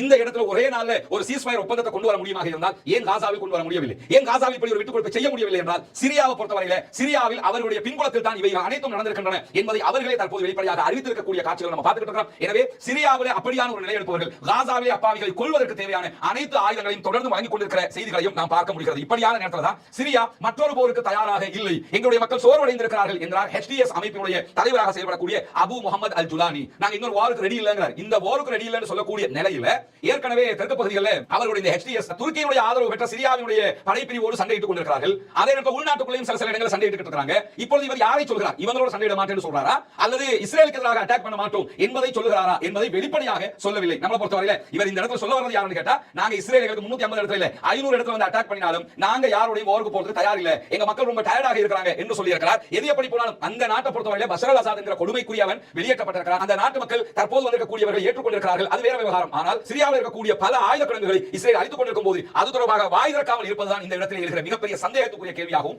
மாறி நிற்பதை நாம் அவதானிக்க முடியும். இந்த மாதிரியான நேரத்தில் தான் இன்றைக்கு ஆயத்துல்லா அலி காமனி ஊடகங்களுக்கு மிக முக்கியமான ஒரு பேச்சை பேசியிருக்கிறார். ஈரானுடைய ஷியா ஆன்மீக தலைவராக இருக்கக்கூடிய ஆயத்துல்லா அலி காமனி இன்றைக்கு அவருடைய பல முக்கியஸ்தர்களை அழைத்து வைத்து பேசிய பேச்சுக்கள் பரபரப்பாக ஊடகங்களில் பேசப்படக்கூடிய நேரத்தில் என்ன சொல்லியிருக்கிறார்னா, சிரியாவிலே தற்போது எங்களுக்கு ஆதரவான அசாதினுடைய ஆட்சி வீழ்ந்திருக்கிறது, ஆனால் கண்டிப்பாக அது மீண்டும் கைப்பற்றப்படும் என்று சூழ்நிலைத்திருக்கிறார். அது எந்த அடிப்படையில் என்பதை அவர் விவரமாக சொல்லவில்லை. அதே நேரத்தில் அமெரிக்காவால் ஈரானுக்கு ஆதரவான படைப்பிரிவுகளை அளிக்க முடியாது என்பதையும் இன்றைக்கு அவர் தன்னுடைய பேச்சிலே சொல்லியிருக்கிறார். அதே நேரத்தில் ISIS பயங்கரவாதிகளை பொறுத்தவரையில் ஈரானையும் ஈரானை சுற்றி இருக்கக்கூடிய அரபு தேசங்களையும் பாதுகாப்பற்றதாக ஆக்குவதுதான் அவருடைய இலக்கு என்பதையும் மீண்டும் ஒரு முறை வலியுறுத்தி இருக்கிறார் ஆயத்துல்லா அலி காமனி. அதே நேரத்தில் தொடர்ந்து என்ன சொல்றாருன்னா, சிரியாவில் இழந்ததை நம்ம பிடிக்கிறதுலாம் கடினம் கிடையாது. 1980களில் சதாம் ஹுசைனோடு ஈரான் போர் நடைபெற்றுக் கொண்டிருந்த நேரத்தில் சிரியாவில் என்ன பண்ணாங்கன்னா, ஐரோப்பாவுக்கும் மத்திய கடல் பகுதிகளுக்கும் நாங்க எண்ணெய் விநியோகம் செய்து கொண்டிருந்த எண்ணெய் குழாய்கள் எல்லாம் துண்டிக்கப்பட்ட போது அதை எதிர்த்து நின்று நாங்கள் அதை கைப்பற்றவில்லையா? எனவே அன்றைக்கு செய்ததை போல் மீண்டும் ஒரு முறை செய்வதற்கு எங்களுக்கு நேரமாகாது. எனவே அந்த வெற்றியை மீண்டும் நாங்கள் அடைவோம் என்று திரும்ப திரும்ப இன்றைக்கு அவருடைய மக்களுக்கு உற்சாகமூட்டி இருக்கிறார் என்ற செய்திகள் வெளியாகி இருக்கிற அதே நேரத்தில் அவருடைய பேச்சில் சொன்ன ஒரு செய்திதான், மூத்த ஈரானிய ராணுவ தளபதிகள் தாங்கள் லெபனானில் சென்று இஸ்ரேலுக்கு எதிராக போராட வேண்டும் என்று அனுமதி கோரி எனக்கு கடிதம் அனுப்பி கொண்டிருக்கிறார்கள் என்று சொல்லியிருக்கிறார். அதற்கு தான் அனுமதி கொடுப்பேனா இல்லையா என்ற விவரங்களை ஆயத்துல்லா அலி காமனி அவர்கள் இன்றைய பேச்சிலே சொல்லவில்லை. அதே போன்று இன்றைக்கு அவர் சொல்லியிருக்கக்கூடிய ஒரு முக்கியமான செய்திதான், சிரியாவிலே நடைபெற்ற விவகாரத்தில் இருந்து நாம் பெற்றுக்கொண்ட ஒரு உச்சகட்ட படிப்பினை இருக்கிறது என்று சொல்லியிருக்கிறார். அது என்ன படிப்பினை என்று சொன்னால், எதிரியை பற்றிய அலட்சியம் தான் சிரியாவுடைய வீழ்ச்சிக்கு காரணம் என்று சொல்லியிருக்கிறார். அது உண்மையும் கூட. அசாத் வெளியேற்றப்பட வேண்டும், அசாத் தோற்கடிக்கப்பட வேண்டும் என்பதில் யாருக்கும் எந்த மாற்று கருத்தும் இருக்க முடியாது. ஆனாலும் 50 ஆண்டு கால அடக்குமுறை ஆட்சி அசாதுடைய ஆட்சி. அதனால தான் அந்த கிளர்ச்சி படை வரும்போது பொதுமக்கள் அவங்களுக்கு ஆதரவு கொடுத்திருந்தாங்க. இந்த நிலையில ஆயத்துல்லா அலி காமனி என்ன சொல்றாருன்னா, அசாதுக்கு தேவையான அனைத்து உளவுத்துறை தகவல்களையும் பல மாதங்களுக்கு முன்பதாகவே நாங்கள் கொடுத்து விட்டோம். சிரியாவை கைப்பற்ற போறாங்க, அதற்குரிய ஏற்பாடு எல்லாம் பண்ணிட்டாங்க என்று சொல்லி அதற்குரிய உளவுத்துறை ரகசிய தகவல்கள் எல்லாம் அசாதுடைய ராணுவத்துக்கு நாங்கள் கொடுத்தோம். அசாதுடைய ராணுவமும் கவனமற்ற அலட்சியமாக இருந்த காரணத்தினால தான் இந்த நிலை அவர்களுக்கு ஏற்பட்டிருக்கிறது. எனவே எந்த அரசாங்கங்களும் பாதுகாப்பு விவகாரத்தில் அசால்ட்டாக அலட்சியமாக இருக்கக்கூடாது என்கிற ஒரு உபதேசத்தையும் சொல்லியிருக்கிறார் ஆயத்துல்லா அலி காமனி. அது மட்டுமல்லாமல் அவர் தொடர்ந்து பேசிய உரைகள் இன்றைக்கு சமூக வலைதளங்களில் வைரலாக பேசப்பட்டுக் கொண்டு இருக்கக்கூடிய நேரத்தில் அசாத் எப்படி தப்பித்து சென்றார் என்கிற விவகாரமும் இன்றைக்கு வெளியாகி இருக்கிறது. நமக்கு தெரியும், பஷர் அல் அசாத் நாட்டில் இருந்து கிளம்பும் போது டமாஸ்கஸ்ல இருந்து விமானம் பயணிக்கிறது. பயணிச்சு என்ன பண்றாங்கன்னா, ஹிம்ஸுக்கு போகிறது. ஹிம்ஸ் ஆல்ரெடி அங்க இருக்கக்கூடிய கிளர்ச்சி படையால் கைப்பற்றப்பட்ட ஒரு பகுதி. அந்த பகுதிக்கு போய் அதற்கு மேலாக 2 ரவுண்ட் அடிச்ச விமானம் கிழக்கு பக்கமாக போய் மீண்டும் வடக்கு பக்கமாக போனது. ஆனா எங்க போனதுங்கிறது தெரியல. அதனால தான் அசாத் கொல்லப்பட்டிருக்கலாம், விமானம் காணாமல் போயிருக்கலாம் என்கிற ரூமர்கள் எல்லாம் பரவ ஆரம்பித்தது. இந்த நிலையில இன்றைக்கு ரஷ்யாவுடைய முக்கியமான அதிகாரிகள் 2 பேரை மேற்கோள் காட்டி ராய்ட்டர் செய்தி சேவை வெளியிடக்கூடிய செய்தி என்ன சொல்றாங்கன்னா, அசாதுடைய விமானம் ஹிம்ஸ்ல இருந்து பறக்க ஆரம்பிக்கும் போது ராடாரில் சிக்காத விதத்தில் அதிலே செயல்பட்ட பல உபகரணங்கள், பல விமானத்தினுடைய செயல்பாடுகள் ஆஃப் பண்ணப்பட்டது. எனவே அவர்களுக்கு இவருடைய விமானம் எங்கே பயணிக்கிறது என்பதை கண்டுபிடிக்க முடியாமல் போனது. கண்டுபிடிக்க முடியுமாக இருந்தால் சில நேரங்களில் ஏவுகணை தாக்குதல்கள் மற்ற தாக்குதல்கள் நடத்தி விமானம் அழிக்கப்படலாம் என்கிற அச்சத்தின் காரணமாக அசாத் பாதுகாப்பாக ரஷ்யாவுக்கு அழைத்து செல்லப்பட்டார் என்று ரஷ்யா இன்றைக்கு அறிவித்திருக்கக்கூடிய நிலையில தான் பெஞ்சமின் நெதன்யாகு இன்னும் ஒரு முக்கியமான செய்தியை தன்னுடைய ஊடக சந்திப்பு சொல்லியிருக்கிறார். என்ன சொல்றாருன்னா, நாங்க ஏற்கனவே 7 பகுதிகளில் சண்டையிட்டு வருகிறோம். இஸ்ரேலை பொறுத்தவரை 7 முனைகளில் நாங்க சண்டை போட்டுட்டு இருக்கிறோம். தேவைப்பட்டால் இன்னும் ஒரு முனையிலும் சண்டையிட வேண்டி வரலாம் என்று சொல்லியிருக்கிறார். ஆல்ரெடி நம்ம பார்த்தோம்னா காசாவில் சண்டை பிடிச்சிட்டு இருக்காங்க. அதே மேற்கு கரையில் இருக்கக்கூடிய வெஸ்ட் பேங்க் பகுதிகளில் இஸ்ரேல் ஆக்கிரமிப்பு பயங்கரவாத ராணுவம் தாக்குதல்களை நடத்தி கொண்டிருக்கிறது. லெபனான் பகுதியில் சீஸ் ஃபயர் நடந்து கொண்டிருக்கும் போது கூட அவர்கள் தாக்குதல்களை நடத்தி கொண்டிருக்கிறார்கள். ஆல்ரெடி பெரிய யுத்தமே அவங்க பண்ணிட்டாங்க. அதே போன்று யமன்ல இருக்கக்கூடிய ஹூதிகளுக்கும் அவர்களுக்கும் இடையில சண்டை நடைபெற்று வருகிறது. ஈராக்கில் இருக்கக்கூடிய சில பிரிவுகளும் இஸ்ரேலுக்கு எதிராக தாக்குதல்களை நடத்தி வருகிறார்கள். சிரியாவில் இருந்தவர்களும் தாக்குதல்களை நடத்தி வந்த நிலையில இந்த ஈரானும் அவர்களுக்கு எதிரான தாக்குதல்களை நடத்தி இருந்தது. இப்படி 7 தரப்புகளுக்கு எதிராக இஸ்ரேலும் இஸ்ரேலுக்கு எதிராக 7 தரப்புகளும் சண்டையிட்டு வந்த நிலையில தேவைப்பட்டால் 8வது தரப்போடும் சண்டை பிடிப்பதற்கு நாங்கள் தயாராக இருக்கிறோம், அதுவும் நடக்கலாம் என்று பெஞ்சமின் நெதன்யாகு சொல்லி இருக்கிறார். இது எந்த தரப்பை அவர் சொல்லுகிறார் என்பது தெரியவில்லை. ஆனால் கிரேட்டர் இஸ்ரேல் என்கிற அவருடைய இலக்கை அடைவதற்கு அடுத்ததாக அருகில் இருக்கக்கூடியது எகிப்து பார்டர். எனவே அடுத்த சண்டை ஈஜிப்டோடு ஆரம்பிக்குமா? ஈஜிப்ட் எல்லையில இஸ்ரேல் ஆக்கிரமிப்பு பயங்கரவாத ராணுவம் தாக்குதல்களை ஆரம்பிக்க தயாராகிறதா என்ற கேள்விகள் எழுந்திருக்கிறது.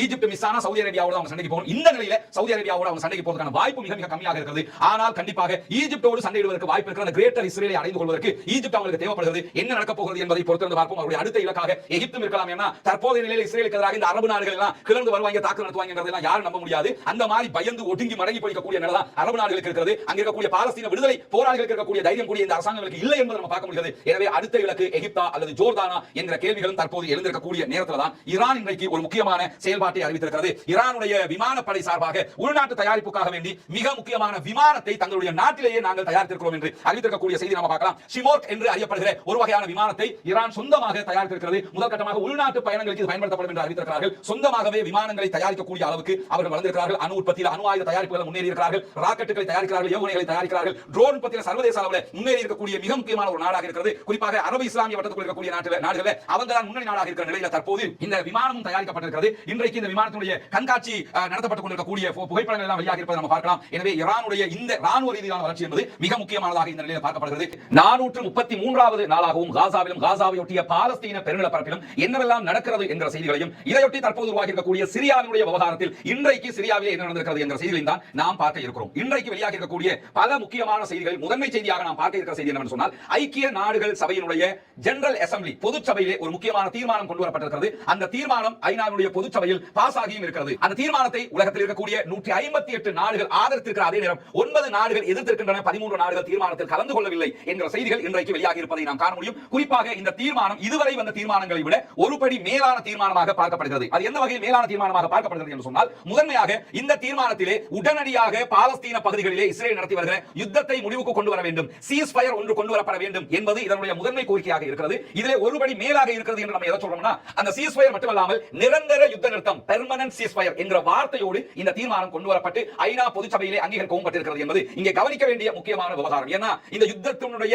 நிறுத்தம் இல்லாமல் தொடர்ந்து யுத்தம் நடந்து வருவதற்கான அடிப்படையாக எது இருக்குது என்று சொன்னா, இந்த நிரந்தரம் என்கிற வார்த்தையை அனுமதிப்பதா இல்லையா என்பதுதான் பிரச்சனையாக இருக்கிறது. பாலஸ்தீன விடுதலை அமைப்பை பொறுத்தவரையில எந்த ஒரு பேச்சுவார்த்தையில போய் உட்கார்ந்தாலும் என்ன சொல்றாங்கன்னா, நீங்க பெர்மனன்ட் சீஸ் ஃபயர், நிரந்தர யுத்த நிறுத்தம் என்பதை ஒப்புக்கொள்ளுங்கள், உங்களுடைய பணைய கைதிகளை தருகிறோம், எங்களுடைய பிரிசனர்ஸ் நீங்க ரிலீஸ் பண்ணுங்க, நாங்க கேட்கிறது தந்திரங்க எல்லாம் முடிஞ்சு போகும் என்பதுதான் அவர்களுடைய முதன்மை கோரிக்கை. ஏன் இந்த பெர்மனன்ட் என்கிற வார்த்தையில் அப்படி என்ன இருக்குது என்று சொன்னால், பெர்மனன்ட் சீஸ் ஃபயர் என்கிற வார்த்தை பயன்படுத்தப்படுகிற போது இனிமேல் எக்காலத்திற்கும் பாலஸ்தீனத்திலே யுத்தம் இல்லை என்பது உறுதிப்படுத்தப்படும். அப்படி உறுதிப்படுத்தப்பட்டு விட்டால் கிட்டத்தட்ட 4 ஆண்டுகளுக்குள்ளாக முன்னெடுக்கப்படுகிற அடுத்த கட்ட ப்ராசஸ் அடிப்படையில் பாலஸ்தீனம் சுதந்திர தேசமாக இன்னும் ஒரு நாடாக உலகத்திலே அங்கீகரிக்கப்படும் ஐக்கிய நாடுகள் சபையினால். இதனால்தான் இந்த பெர்மனன்ட் சீஸ் ஃபயர் என்கிற வேர்டை தொடர்ந்து பிடிச்சு கொண்டிருக்கிறாங்க பாலஸ்தீன விடுதலை அமைப்பினர். அதே வார்த்தை இங்கும் பயன்படுத்தப்பட்டிருக்கிறது. அந்த பயன்பாட்டின் அடிப்படையில் தான் சீஸ் ஃபயர் இமிடியேட்டாக ஒரு யுத்த நிறுத்தம் கொண்டு வரப்பட வேண்டும் என்று கொண்டு வரப்பட்ட தீர்மானத்தில் 158 நாடுகள் ஆதரவாக வாக்களித்திருக்கின்றன, 9 நாடுகள் எதிராக வாக்களித்திருக்கிறது, 13 நாடுகள் வாக்களிப்பில் கலந்து கொள்ளவில்லை என்றாலும் இதிலே G7 உலகத்தில் பொருளாதார ரீதியாக முன்னேற்றம் அடைந்திருக்கக்கூடிய மிக முக்கியமான 7 நாடுகள்ல 2 நாடுகள் வரலாற்று திருப்பமாக இந்த தீர்மானத்திற்கு ஆதரவாக வாக்களித்திருக்கிறார்கள். ஜெர்மனும் இத்தாலியும் தான் இந்த தீர்மானத்திலே கூடுதலாக வாக்களித்திருக்கக்கூடிய நாடுகள். பிரான்ஸ் ஆல்ரெடி வாக்களிச்சு தான் வர்றாங்க எல்லாத்தையுமே, ஒரு சிலர் மட்டும் தான் திறந்து கொண்டிருந்தாங்க, வாக்களிக்காமல் அவர்கள் மறுத்திருந்தார்கள். பிற்பட்ட நாட்களில் அவர்கள் வாக்களிக்க ஆரம்பித்திருந்தார்கள். இந்த நிலையில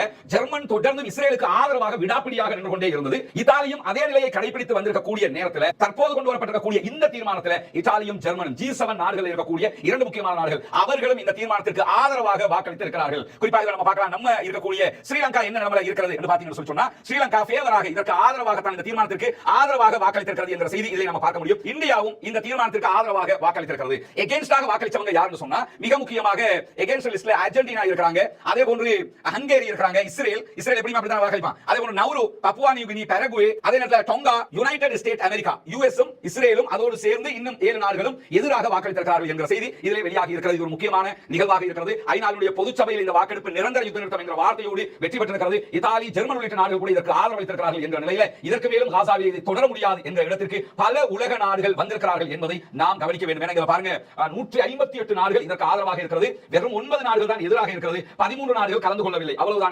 மொத்தமாக நீங்க பாத்தீங்கன்னா 22 நாடுகள் ஓரமா இருக்கிறாங்க, 158 நாடுகள் பாலஸ்தீனத்துக்கு ஆதரவாக இருக்கிறார்கள் என்பது மிகவும் வரவேற்புக்குரிய மிக முக்கியமான ஒரு தீர்மானமாக இது மாறுவதற்கு காரணமாக இருந்திருக்கிறது. இப்படியான நேரத்தில் தான் இன்றைக்கு காசாவுக்குள் சில உணவுப் பொருட்களை ஏற்றிக்கொண்டு வண்டிகள் உள்ளே நுழைந்திருக்கிறது. நுழைகிற நேரத்திலேயும் அந்த வண்டிகள் மீது தாக்குதல் நடத்தியிருக்கிறது இஸ்ரேல். ஆக்கிரமிப்பு பயங்கரவாத ராணுவம் நடத்தப்பட்ட தாக்குதல்களில் 12 சகோதரர்கள் கொல்லப்பட்டிருக்கிறார்கள், ஷஹீதாகி இருக்கிறார்கள். குறைந்தது 30க்கும் மேற்பட்ட சகோதரர்கள் அதனூடாக காயம் அடைந்திருக்கிறார்கள், படுகாயங்களுக்கு உள்ளாகி இருக்கிறார்கள் என்ற செய்தி வெளியாகி இருக்கிறது. உணவுப் பொருட்களை ஏற்றிக்கொண்டு செல்லக்கூடிய லாரிகள் மீது தாக்குதல்களை நடத்தியிருக்கிறார்கள். என்ன கவனிக்கணும்னு சொன்னா, இந்த தாக்குதலோடு சேர்த்து இந்த வருகிற உணவுப் பொருட்களை வழிமறித்து பறிக்கிற வேலைகளையும் இஸ்ரேலுடைய ஆக்கிரமிப்பாளர்கள் மேற்கொண்டு வருகிறார்கள். ராணுவத்துறை துணையோட இடம் பிடிக்கக்கூடிய கும்பல்கள் இருக்கிறார்கள். இந்த இடம் எங்களுக்கு சொல்லி பாலஸ்தீனத்தை கொஞ்சம் கொஞ்சமா பிடிச்சாங்களா இல்லையா, அந்த சியோனிஸ்டுகள் உள்ள நுழைஞ்சு என்ன பண்ணுவாங்கன்னா, இந்த உணவுப் பொருட்கள் வருகிற லாரிகளை தாக்கி அதில் இருக்கக்கூடிய உணவுப் பொருட்களை திருடி கொண்டு இஸ்ரேலுக்கு எடுத்து போயிடுவாங்க. இது வளமையில நடைபெற்று வந்தது. இம்முறை என்ன செய்தார்கள் என்றால், கரெக்டா லாரி வருகிற நேரத்தில் அங்க இருக்கக்கூடிய சிவில் பாதுகாப்பு பிரிவு, அவங்களும் பாலஸ்தீன விடுதலை அமைப்பினுடைய அந்த அரசாங்கத்துக்கு கீழே இருக்கக்கூடியவங்க தான் போலீஸ் படையணியாகவும் செயல்படுவார்கள். அந்த படைப்பிரிவு ஆயுதங்களோடு வந்து சேஃப்டியாக மற்ற கண்டெய்னர் எல்லாவற்றையும் உள்ளே எடுத்துக்கொண்டு சென்றிருக்கிறார்கள். இதனுடைய வீடியோக்களை இன்றைக்கு அல்குதுஸ் நெட்வொர்க் வெளியிட்டிருக்காங்க. இந்த வண்டிகள் எல்லாம் போகும்போது ஆயுதத்தோடு அவர்கள் வந்து நின்று அவற்றை அழைத்து செல்கிற காட்சிகள் இன்றைக்கு வெளியாகி இருக்கிறது. ஆயுதங்களோடு சம்பந்தப்பட்டிருக்கிற அந்த வீடியோவை நமக்கு இதில் பயன்படுத்துவதற்கு அனுமதி கிடையாது.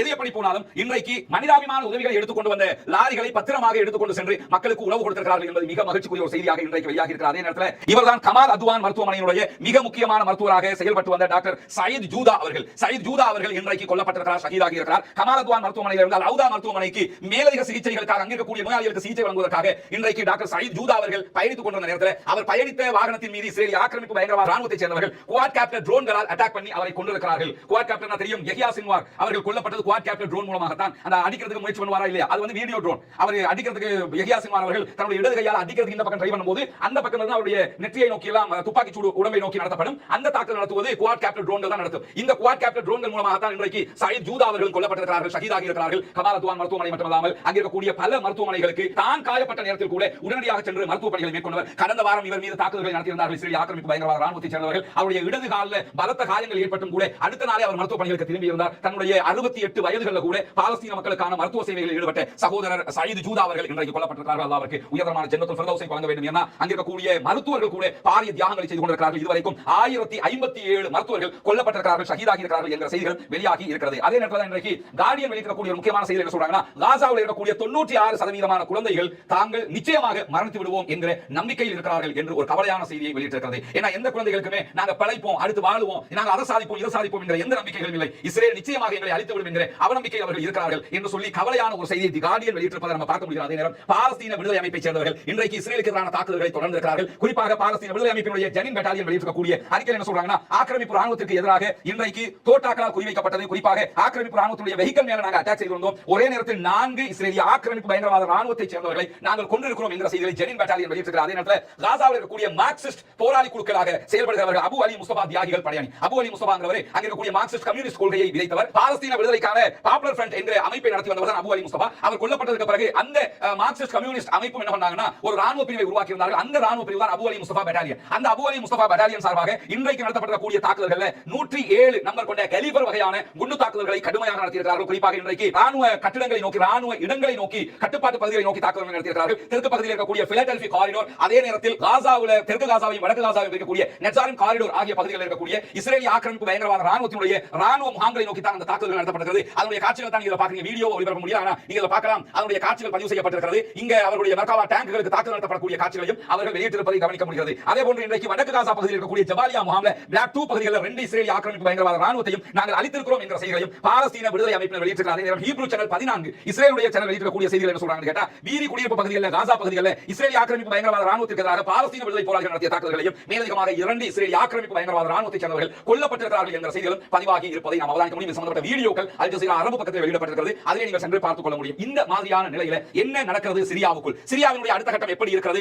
அடுத்த கட்ட நகர்வுகளை பற்றி சிரியாவை சேர்ந்தவர்கள் என்ன சொல்கிறார்கள் என்ற செய்தி மிக முக்கியமானது. எனக்கு பின்னால் பார்க்கக்கூடிய இந்த புகைப்படம் என்பது இஸ்ரேலிய ஆக்கிரமிப்பு பயங்கரவாத ராணுவம் சிரியாவினுடைய ராணுவ நிலைகளை நோக்கி நடத்தியிருக்கக்கூடிய தாக்குதலுடைய ஒரு காட்சியை தான் பார்க்கிறீங்க. அங்கே இருக்கக்கூடிய கப்பல்கள், துறைமுகங்கள் நடத்தப்படக்கூடிய தாக்குதல் பாரிய அழிவுகளை அவர்கள் அங்கே செய்து வருகிறார்கள் என்ற செய்திகள் வெளியாக இருக்கக்கூடிய நேரத்தில் தான் கடந்த சில நாட்களில் சிரியா மீது 480க்கு மேற்பட்ட வான்வழி தாக்குதல்களை அவர்கள் நடத்தியிருக்கிறார்கள். 1964 1967 6 நாள் யுத்தம் நடைபெறுகிறது இஸ்ரேலுக்கும் 6 அரபு நாடுகளுக்கும் இடையில. அந்த யுத்தத்திற்கு பிறகு 1974 ஐநாவுடன் செய்து கொண்ட, ஐநா இன்வால்வ் ஆகி செய்து கொண்ட ஒரு ஒப்பந்தத்தின் அடிப்படையில் கோலான் மலைக்குன்றுகள் ஒரு சில பகுதிகளை இஸ்ரேல் கைப்பற்றிக் கொண்டது. அதை தாண்டி அவர்கள் உள்ளே வரக்கூடாது, சிரியாவும் கோலான் மலைக்குன்றுகளுடைய இஸ்ரேல் கைப்பற்றிருக்கக்கூடிய பகுதிகளுக்கு செல்லாமல் இருப்பதற்காக ஒரு பார்டர் அவங்க நிறுவிக் கொண்டாங்க. அந்த பார்டர் தாண்டி டமஸ்கஸுக்கு அருகாமை வரைக்கும் தற்போது இஸ்ரேலிய ஆக்கிரமிப்பு பயங்கரவாத ராணுவம் நெருங்கிக் கொண்டே இருக்கிறது. சிரியாவை கைப்பற்றியிருக்கக்கூடிய கிளர்ச்சி படையினர் எந்த விதமான பதிலடி தாக்குதல்களையோ அதை தடுக்கும் விதமான செயல்பாடுகளையோ இதுவரைக்கும் முன்னெடுக்காமல் இருக்கிறார்கள். இந்த சண்டையை அல் ஜஸீரா இன்றைக்கு விவரிக்கிற போது ஒன் வே அட்டாக் என்று தான் சொல்கிறார்கள். ஒரு பக்கமாக நடத்தப்படக்கூடிய அட்டாக், அவங்க அடிச்சுட்டு முன்னுக்கு போய்க்கொண்டே இருக்காங்க. எதிர்த்து யாரும் இல்லை. அங்கே இருக்கக்கூடிய பில்டிங்களையும் அங்கே இருக்கக்கூடிய கட்டடங்களையும் தான் தாக்கிக் கொண்டு முன்னேறி கொண்டே போகிறார்கள். டமஸ்கஸ் வரைக்கும் கைப்பற்றுவதை இலக்காக கொண்டு நெதன்யாகுவுடைய படை செயல்பட்டுக் கொண்டிருக்கிறது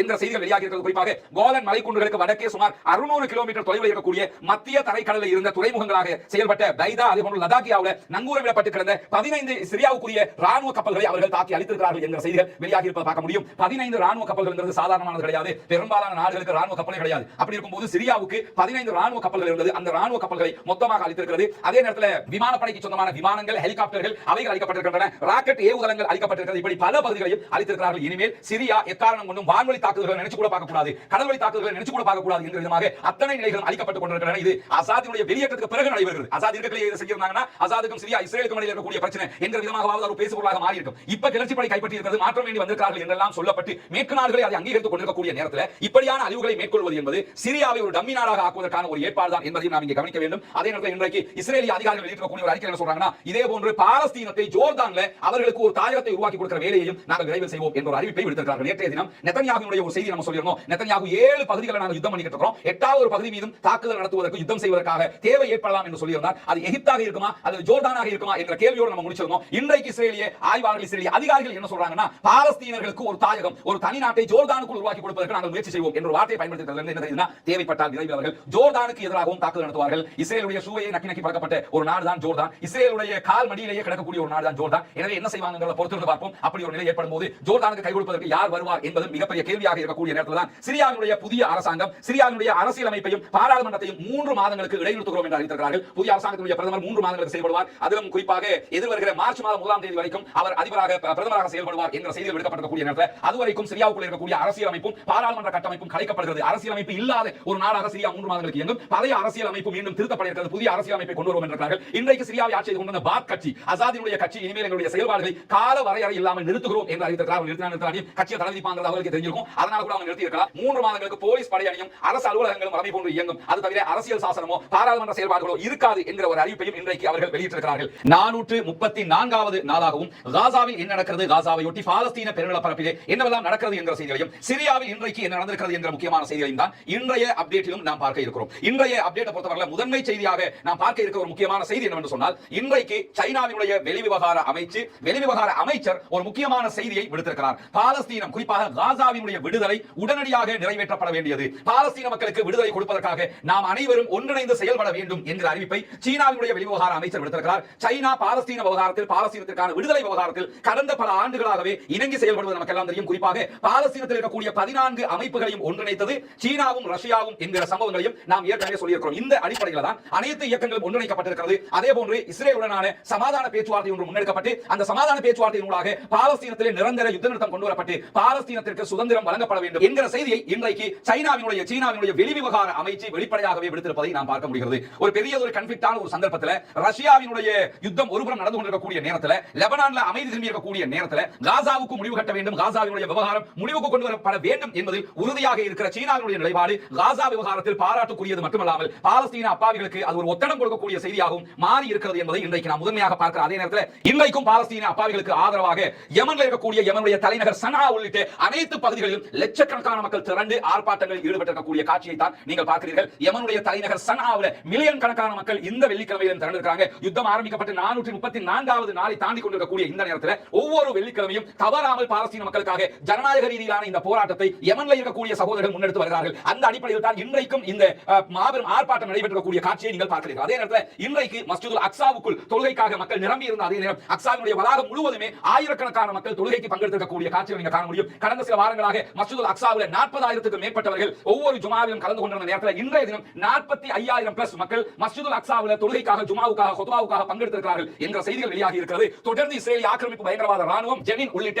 வெஸ்ட் பேங்கினுடைய பல பகுதிகள், மஸ்ஜிதுல் அக்ஸா இருக்கக்கூடிய மேற்கு கரை வெஸ்ட் பேங்க் பகுதிகள், இந்த வெஸ்ட் பேங்க்ல ஜெருசலம், ஜெனின், ரமல்லா என்று பல பகுதிகளிலும் இஸ்ரேல் தொடர்ந்து தாக்குதல்களை நடத்தி வருகிற நேரம் அவர்களுக்கு எதிராக ஜனநாயக ரீதியிலாக போராட்டங்களை முன்னெடுக்கக்கூடிய பாலஸ்தீன போராட்ட மக்களுக்கு மத்தியில் ஆயுத முனையில் நின்று போராடக்கூடிய பாலஸ்தீன விடுதலை போராளிகளும் அவருடைய போராட்டங்களை செய்து வருகிற நிலையில் தான் அப்பாவி மக்கள் தவறாமல் மஸ்ஜிதுல் அக்ஸாவுக்கு ஒவ்வொரு வாரமும் தொழுகையில் மொத்தமாக பங்கெடுக்கக்கூடிய காட்சிகள் பதிவாகி இருக்கிறது. ஆனால் எப்பொழுதும் போல இன்றைக்கும் 40 வயதுக்கு கீழ்ப்பட்டவர்களை நாங்கள் அனுமதிக்க மாட்டோம் என்று சொல்லி வழிமறித்திருக்கிறார்கள். குறிப்பாக தொழுகைக்கு வழிவிடாத காரணத்தினால் ஆர்ப்பாட்டத்தில் ஈடுபட்ட பாலஸ்தீன இளைஞர்கள் மீது பங்க் வாட்டர் என்று சொல்லக்கூடிய கடுமையான துர்நாற்றத்தை உண்டாக்கக்கூடிய தண்ணீர் பாய்ச்சப்பட்டிருக்கிறது, துப்பாக்கி சூடு நடத்தப்பட்டிருக்கிறது. அதையும் மீறி அவர்கள் எங்களுக்கு தொழுவதற்கான அவகாசம் வேண்டும் மஸ்ஜிதுல் அக்ஸாவிலே என்று போராடி இருக்கிறார்கள் என்ற செய்திகளை இன்றைக்கு அல் ஜஸீரா உள்ளிட்ட பல ஊடகங்கள் வெளியிட்டிருப்பதையும் நாம் பார்க்க முடிகிறது. இந்த நிலையில தான் இன்றைக்கு என்னவெல்லாம் நடக்கிறது காசாவுக்குள் என்பது மிக முக்கியமான செய்தியாக மாறி இருக்கிறது. குறிப்பாக பாலஸ்தீன விடுதலை போராட்ட அமைப்பைச் சேர்ந்தவர்கள் தொடர்ந்து இஸ்ரேலுக்கு எதிராக தாறுமாறான தாக்குதல்களை நடத்தி கொண்டே இருக்கிறார்கள். நமக்கு தெரியும், நம்முடைய இன்றைய ஜுமா குத்பாவில் ஒரு செய்தி நம்ம சொல்லியிருந்தோம். சிரியாவில் ரபிள்ஸ் குரூப் போராட்ட படையைச் சேர்ந்தவர்கள், கிளர்ச்சியாளர்கள் ஒரு வாரத்துக்குள்ளாக முழுவதுமாக நாட்டை எப்படி பிடித்தார்கள் என்றால் அந்த ராணுவம் சைலண்ட் ஆயிடுச்சு. அந்த ராணுவம் அவர்களுக்கு எதிராக நிக்கலங்கிறதுனால ஈஸியாக கைப்பற்றிக் கொண்டார்கள்.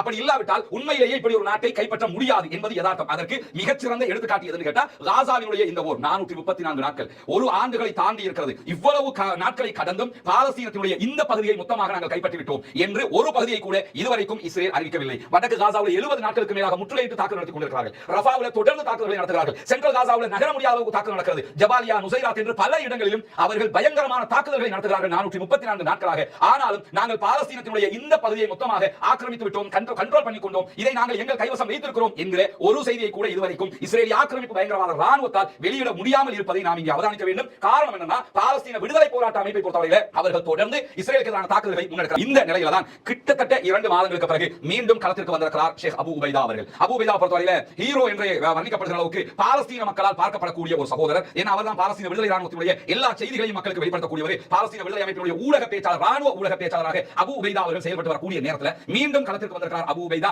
ஜெனின்ல இஸ்ரேல் ஆக்கிரமிப்பு பயங்கரவாத ராணுவத்திற்கு எதிராக நடத்தப்பட்ட ஒரு தாக்குதலில் பங்கெடுத்திருக்கக்கூடிய சகோதரர்களை பாராட்டி அறிக்கை விடுத்திருக்கிறார். இது மேலதிகமாக ஜெனின்ல இருக்கக்கூடிய வெஸ்ட் பேங்க்ல இருக்கக்கூடிய இளைஞர்கள் இஸ்ரேலிய ஆக்கிரமிப்பு பயங்கரவாத ராணுவத்திற்கு எதிராக இந்த போராட்டத்தில் நீங்கள் அத்தனை பேரும் கைகோர்க்க வேண்டும், மேலதிகமான ஒத்துழைப்புகளை வழங்க வேண்டும் என்ற கோரிக்கையையும் இன்றைக்கு அபு உபைதா வெளியிட்டிருக்கக்கூடிய அறிக்கையில் பார்க்க முடிகிறது. 2 மாதங்களுக்கு பிறகு அபு உபைதாவினுடைய வருகை ஒரு வாழ்த்து செய்தியோடு வந்திருக்கிறது. தாக்குதல் நடத்திய சகோதரர்களை வாழ்த்தி இருப்பது மட்டுமல்லாமல் இந்த போராட்டத்திற்கு அத்தனை பேரும் கை கொடுக்க வேண்டும் என்பதை மீண்டும் ஒரு முறை வலியுறுத்தி இருக்கிறார். அபு உபைதா களத்திற்கு வந்தாலே போராளிகளுக்கு ஒரு மகிழ்ச்சி ஏற்படும், அங்கே இருக்கக்கூடிய சகோதரர்களுக்கு ஒரு மகிழ்ச்சி ஏற்படும் என்பது அத்தனை பேருக்கும் தெரியும். அந்த அடிப்படையில் இன்றைக்கு உற்சாக செய்தியாக அபு உபைதாவுடைய வருகையும் பார்க்கப்படுவதை நாம் அவதானிக்க முடிகிறது. அதே நேரத்தில் ஆக்கிரமிக்கப்பட்டிருக்கக்கூடிய அஷ்கலான் பகுதிகளுக்கும் டெல் அவீவுடைய பகுதிகளுக்கும் இன்றைக்கு நாங்கள் தாக்குதல்களை நடத்தி இருக்கிறோம் என்று யமன்ல இருக்கக்கூடிய ஹூதிகளுடைய படைப்பிரிவு அறிவித்திருக்கிறது. இன்றைக்கு நடைபெற்ற மாபெரும் போராட்டத்தில் பங்கெடுத்திருந்த ஹூதிகளுடைய ஊடக பேச்சாளர் யஹ்யா சாரி அவர்கள் இந்த கூட்டத்துக்கு மத்தியில் அந்த அறிவிப்பு விடுத்திருந்தார். இன்றைய தினம் டெல் அவீவுக்கும் அஷ்கலான் பகுதிகளிலும் எங்களுடைய ஆளில்லா விமான தாக்குதல்களை நடத்தி இருக்கிறோம் என்று சொல்லியிருக்கிறார்கள். இஸ்ரேல் ஆக்கிரமிப்பு பயங்கரவாத ராணுவம் எங்கள் மீது தாக்குதல் நடத்தப்பட்டிருக்கிறது என்ற செய்திகளை ஒப்புக்கொண்டிருக்கக்கூடிய காட்சிகளும் இன்றைக்கு வெளியாகி இருக்கிறது. இப்படியான நிலையில தான் இன்றைக்கு ஒரு முக்கியமான நபர் விடுதலையாகி இருக்கிறார் அமெரிக்காவுடைய சிறைச்சாலைகளில் இருந்து என்ற செய்தி வெளியாகி இருக்கிறது.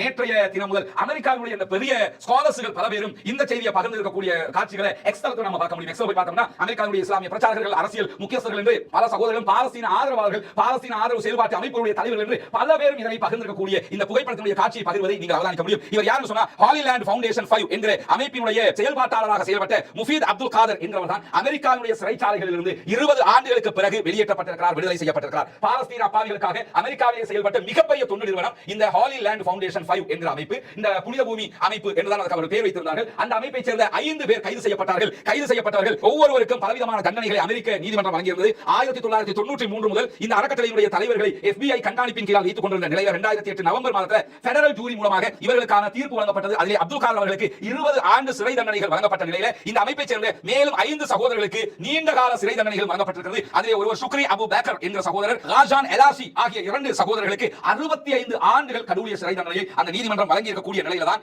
இந்த சகோதரர் மீதான வழக்கு விசாரணைகள் முடிவுற்று தீர்ப்பு வழங்கப்பட்டு 20 ஆண்டுகள் அவர் சிறைவாசத்தை அனுபவித்ததற்கு பிறகு தற்போது விடுதலையாகி இருக்கிறார். பாலஸ்தீன மக்களுக்கான நிறுவனத்தை நடத்தி வந்தவர், பாலஸ்தீன மக்களுக்கான டாலர் கணக்கு, மில்லியன் டாலர் கணக்கான உதவிகளை அமெரிக்க வாழ் மக்களிடமிருந்து சேகரித்து பாலஸ்தீனத்திற்காக வழங்கியவர், பாலஸ்தீன மக்களுக்காகவே தன்னுடைய வாழ்நாளை கழித்தவர் மீது பாலஸ்தீன போராட்ட அமைப்புக்கு தடை விதிக்கப்பட்டிருக்கிறது அமெரிக்காவிலே. அந்த அடிப்படையில் பாலஸ்தீன விடுதலை அமைப்புக்கு உதவி செய்தார், நிதி உதவி செய்தார் என்ற குற்றச்சாட்டில் தான் இவர்கள் கைது செய்யப்பட்டார்கள். 5 சகோதரர்களில் ஒருவர் தான் தற்போது விடுதலை செய்யப்பட்டிருக்கிறார், மற்ற 4 பேரும் சிறைவாசம் அனுபவித்துக் கொண்டிருக்கிறார்கள். எது எப்படி போனால் ஒருவராவது விடுதலை செய்யப்பட்டிருக்கிறார் என்ற மாபெரும் மகிழ்ச்சி மக்களுக்கு மத்தியிலே வெளிப்பட்டிருப்பதையும் நாம் அவதானிக்க முடிகிற அதே நேரத்தில் இப்படியான நேரத்தில் பாலஸ்தீனத்தை தாண்டி சிரியாவில் என்ன நடக்கிறது என்பது மிக முக்கியமானது. இன்றைய நாளில் சிரியாவில் மேலதிக தாக்குதல்களை இஸ்ரேல் ஆக்கிரமிப்பு பயங்கரவாத ராணுவம் நடத்தி கொண்டிருக்கிறது என்ற செய்திகள் வெளியாகி இருக்கிற அதே நேரத்தில் இங்க நீங்க பார்க்கலாம், இதுவரைக்கும் சிரியாவில் அவர்கள் நடத்தி இருக்கக்கூடிய தாக்குதல்கள் சிரியா ராணுவத்தினுடைய பல ராணுவ கப்பல்கள் நிறுத்தப்பட்டிருந்த ஹார்பர்கள் முழுவதுமாக அழிக்கப்பட்டிருக்கிறது. எடுக்கிறது ஒன்றுமே கிடையாது அளவுக்கு அழிக்கப்பட்ட புதிய புகைப்படங்கள் வெளியாகி இருக்கிறது. நீங்க பார்க்கலாம், ஒரே நேரத்தில் 3 மாபெரும் கப்பல்கள் அழிக்கப்பட்டிருக்கிறது, பல பில்லியன் டாலர்கள் பெறுமதியான கப்பல்கள் அழிக்கப்பட்டிருக்கிறது. இங்க நீங்க பார்க்கலாம், அவர்களுடைய ராணுவ விமான நிலையம் மொத்தமாகவே அழிக்கப்பட்டிருக்கக்கூடிய காட்சிகள் வெளியாகி இருக்கிறது. இப்படி பலவிதமான அழிவுகளையும் அவர்கள் செய்து கொண்டிருந்தாலும் அவர்களை தட்டி கேட்பதற்கு யாரும் இல்லை என்ற அளவில் கண்டனங்களை மாத்திரம் பல பேரும் எடுத்துக் கொண்டிருக்கிறார்கள். கிளர்ச்சியாளர்கள் கூட இஸ்ரேலுடைய தாக்குதல்கள் நிறுத்தப்பட வேண்டும் என்ற எந்த செய்திகளையும் இதுவரைக்கும் சொல்லாத நிலையில சிரியாவுடைய டமஸ்கஸுக்கு நெருக்கமாக இஸ்ரேலிய ஆக்கிரமிப்பு பயங்கரவாத ராணுவம் நெருங்கிக் கொண்டிருக்கிறது. அதே நேரத்தில் கோலான் மலைக்குன்று பகுதிகளில் இருக்கக்கூடிய இந்த பகுதியில் ஹதேர் என்கிற பகுதிகளை எல்லாம் தற்போது இஸ்ரேலிய ஆக்கிரமிப்பு பயங்கரவாத ராணுவம் கைப்பற்றி இருக்கிறது. இந்த ஹதேர் என்கிற பகுதிகளில் ஏற்கனவே சிரியாவில் வரக்கூடிய துருஸ் என்கிற இனக்குழு அங்கே இருக்கிறார்கள். இந்த இனக்குழு பொறுத்தவரை தனியான மதமாக அவர்கள் தங்களை காட்டிக் கொள்கிறார்கள். இந்த ஏரியாவில் ஏற்கனவே இஸ்ரேலுடைய பார்டருக்குள்ள 4 கிராமங்கள் வருகிறது. 1974 ஐநாவினுடைய தலையீட்டின் பிரகாரமாக இந்த இடம் சிரியாவினுடைய எல்லையும் இஸ்ரேலுடைய எல்லையும் பிரிக்கப்பட்ட போது இந்த ஹதேர் கிராமம் சிரியாவினுடைய எல்லையாக அறிவிக்கப்பட்டிருந்த நிலையில இப்பொழுது இந்த ஹதேர் என்கிற கிராமத்தில் இருக்கக்கூடிய துருசிகள் என்ன பண்ணிருக்காங்கன்னு சொன்னா இஸ்ரேலுக்கு ஒரு கோரிக்கை விடுத்திருக்கிறார்கள், எங்களை நீங்கள் இஸ்ரேலுடைய பகுதியாக அறிவிக்க வேண்டும், எங்களை நீங்கள் ஆக்கிரமித்த பகுதியாக அறிவிக்க வேண்டும் என்று இன்றைக்கு அறிவித்திருக்கிறார்கள். இப்படி அறிவிக்கப்பட்டால் இஸ்ரேல் சிரியாவினுடைய ஒரு மேலதிகமான இடத்தை தங்களுடைய இடம் என்று அறிவிப்பதற்கான வாய்ப்பாக இதை பயன்படுத்த போகிறார்கள் என்பது மட்டும் மிக தெளிவாக தெரிகிறது. இந்த ஊரை சேர்ந்தவர்கள் பேசுகிற வீடியோக்கள் எல்லாம் சமூக வலைதளங்களில் வெளியிடப்பட்டிருக்கிறது. இந்த புகைப்படம் கூட இன்றைக்கு ஜெருசலம் போஸ்ட் வெளியிடக்கூடிய புகைப்படமாக தான் நம்ம பார்க்க முடிகிறது. எனவே எப்படியோ சிரியாவினுடைய பகுதிகள் சிலவற்றை அவர்கள் தங்களுடைய பகுதிகளாக அறிவிப்பதற்கான முயற்சிகளை முழுவதுமாக எடுத்துக்கொண்டிருக்கிறார்கள். பொறுத்திருந்து பார்ப்போம் என்ன நடக்கிறது என்பதை. 435வது நாளாகவும் காசாவிலும் காசாவையொட்டிய பாலஸ்தீன பெருநிலப்பரப்பிலும் என்னவெல்லாம் நடக்கிறது என்ற செய்திகளோடு தற்போது பேசுபொருளாக இருக்கக்கூடிய சிரியாவினுடைய இன்றைய நிலை என்ன என்பதையும் தான் இன்றைக்கு நாம் பார்க்க இருக்கிறோம். இன்றைய செய்தியை பொறுத்தவரையில் காசாவினுடைய நிலவரம் என்பது இன்றைக்கு சற்று மாறுபட்டதாக பார்க்க முடிகிறது. குறிப்பாக இன்றைய தினம் பாலஸ்தீன விடுதலை அமைப்பை சேர்ந்தவர்கள் சற்று முன்னால் ஒரு மகிழ்ச்சிகரமான வீடியோவை வெளியிட்டிருக்கிறார்கள். அந்த வீடியோவை பொறுத்தவரையில் அந்த வீடியோவில் சொல்லப்படுகிற தகவல்களை தாண்டி கடைசியாக ஒரு வாசகத்தை வெளியிட்டிருக்கிறார்கள். அந்த வாசகம் சொல்லக்கூடிய முக்கியமான செய்தி என்னவென்றால், எக்காரணம் கொண்டும் எக்காலத்திலும் சரணடைய மாட்டோம், ஒன்றோ போராடி ஜெயிப்போம், இல்லை என்றால் செத்து மடிவோம் என்ற செய்தியை தான் அவர்கள் இன்றைக்கு வெளிப்படுத்தி இருக்கிறார்கள். செய்ததற்கான ஒரு முக்கியமான பின்னணி காரணம் இருக்கிறது. இன்றைக்கு நடைபெற்றதாக கூறப்படுகிற ஒரு தாக்குதல் வீடியோவை அவர்கள் வெளியிட்டிருக்கிறார்கள். அந்த வீடியோவில் இஸ்ரேல் ஆக்கிரமிப்பு பயங்கரவாத ராணுவத்தை சேர்ந்தவர்கள் ஒரு ட்ரக்ல கூட்டமாக அள்ளி போட்டு பிணங்களை எடுத்துக்கொண்டு செல்கிற காட்சிகள் பதிவாகி இருக்கிறது. இந்த காட்சியை வெளியிட்டிருக்கக்கூடிய லீன்ஸ் செய்தி சேவை இன்றைக்கு ஒரு முக்கியமான ஒரு அடிக்குறிப்பை வெளியிட்டிருக்கிறார்கள். இஸ்ரேலிய ஆக்கிரமிப்பு பயங்கரவாத ராணுவத்தினுடைய பன்றிகளை மொத்தமாக அள்ளி கொண்டு செல்கிற காட்சி என்ற வாசகத்தை அதிலே அவர்கள் பயன்படுத்தி இருப்பதையும் இங்கே நாம் கவனிக்க வேண்டி இருக்கிறது. இந்த நிலையில என்ன நடக்கிறது காசாவில் என்பதை முழுமையாக பார்ப்போம். நமக்கெல்லாம் தெரியும், சீனாவும் ரஷ்யாவும் தலையிட்டு பாலஸ்தீன அமைப்புகளை ஒற்றுமைப்படுத்தி இருந்தார்கள். பாலஸ்தீனத்தினுடைய PA பாலஸ்டைன் அத்தாரிட்டியை பொறுப்பை கையில் வைத்துக் கொண்டிருக்கக்கூடிய யாசர் அரபாத்தினுடைய படைப்பிரிவுகள், யாசர் அரபாத் உருவாக்கிய ஃபதாஹ் இயக்கம், அதே நேரத்தில் காசாவில் இருக்கக்கூடிய பாலஸ்தீன விடுதலை போராளிகள் என்று அத்தனை பேரும் ஒருங்கிணைக்கப்பட்டு ஒரு விதமான ஒற்றுமை உருவாக்கப்பட்டிருக்கக்கூடிய இந்த சூழல்ல இந்த ஒற்றுமையை குலைக்கும் விதமாக இன்றைய தினம் பாலஸ்டைன் அத்தாரிட்டிக்கு பொறுப்பில் இருக்கக்கூடிய ஃபதாஹ் அமைப்பினுடைய கட்டுப்பாட்டில் இருக்கக்கூடிய பாலஸ்தீன போலீஸ் பிரிவு, அதாவது அவங்க ஜெனின்ல தான் இருப்பாங்க, ஜெனின், வெஸ்ட் பேங்க், ஜெருசலம் இந்த பகுதிகளில் இருப்பாங்க. அந்த பகுதிகளில் இருக்கக்கூடிய போலீஸ் பிரிவு பாலஸ்தீன விடுதலை சுதந்திர இயக்கத்தோடு இன்றைக்கு மோதல் நிலையை கடைபிடித்திருக்கிறார்கள். அந்த மோதல்ல பாலஸ்தீன போலீஸ் பிரிவு என்று அழைக்கப்படக்கூடிய ஃபதாஹ் அமைப்பினுடைய போலீசாருக்கும் பாலஸ்தீன விடுதலை அமைப்பினுடைய ஜெனின் பட்டாலியனுக்கும் இடையே நடைபெற்ற மோதல்ல ஜெனின் பட்டாலியனுடைய ஒரு தளபதி கொல்லப்பட்டிருக்கிறார், ஷஹீதாகி இருக்கிறார் என்ற செய்திகள் இன்றைக்கு வெளியாகி இருக்கிறது. இது பாலஸ்தீன மக்களுக்கு இடையில மட்டுமல்லாம பாலஸ்தீன ஆதரவாளர்கள் சர்வதேச சமூகத்தினருக்கு மத்தியில் மிகப்பெரும் கவலையை தோற்றுவித்திருக்கிறது. காரணம் என்னன்னா, முனாஃபிக்குத்தனமாக, நிஃபாக்குத்தனமாக, நயவஞ்சகத்தனமாக பாலஸ்டைன் அத்தாரிட்டி நடந்து கொள்கிறார்கள். அவர்கள் இப்படி நடந்திருக்க கூடாது. அவர்கள் ஏன் பாலஸ்தீனத்திற்காக போராடுகிற சுதந்திர போராளிகள் அமைப்போடு சண்டையிடுகிறார்கள் என்ற கேள்விகள் தொடர்ந்து எழுப்பப்படுகிறது. நமக்கெல்லாம் தெரியும், இந்த போராட்டம் வெற்றி பெறுவதிலே ஏற்படக்கூடிய தடைகள் என்னன்னா, அங்கங்க இருக்கக்கூடிய இது போன்ற நயவஞ்சகர்கள், இது போன்ற முனாஃபிக்குகள், இடையிலே நின்று கொண்டு போராட்டத்தின் வீரியத்தை குறைப்பவர்களும் போராட்டத்தை நடத்த விடாமல் தடுப்பவர்களும் இவர்களாகத்தான் இருக்கிறார்கள். வல்ல ரஹ்மான் இவர்களுக்கு தண்டனை கொடுக்க இவர்களை பார்த்துக் கொள்ள போதுமானவன் என்பதை மட்டும்தான் நாம் இங்கே சொல்ல முடியும். இதே நேரத்தில் பாலஸ்தீன விடுதலை அமைப்பினர் இன்றைக்கு வெளியிட்டிருக்கக்கூடிய அறிக்கையில் இது தொடர்பாக மிக தெளிவாக என்ன சொல்லியிருக்கிறாங்கன்னு கேட்டா, பாலஸ்தீனிய நிர்வாகம் தேசிய நோக்கத்தை வலுப்படுத்த வேண்டுமே தவிர இதுபோன்று மேற்கு கரையில் இருக்கக்கூடிய களத்தளபதிகளையும் சுதந்திர போராளிகளையும் கொன்றொழிப்பதில் கவனம் செலுத்தக்கூடாது, இது மாபெரும் தேசிய குற்றம் என்று அறிவித்திருக்கிறார்கள்.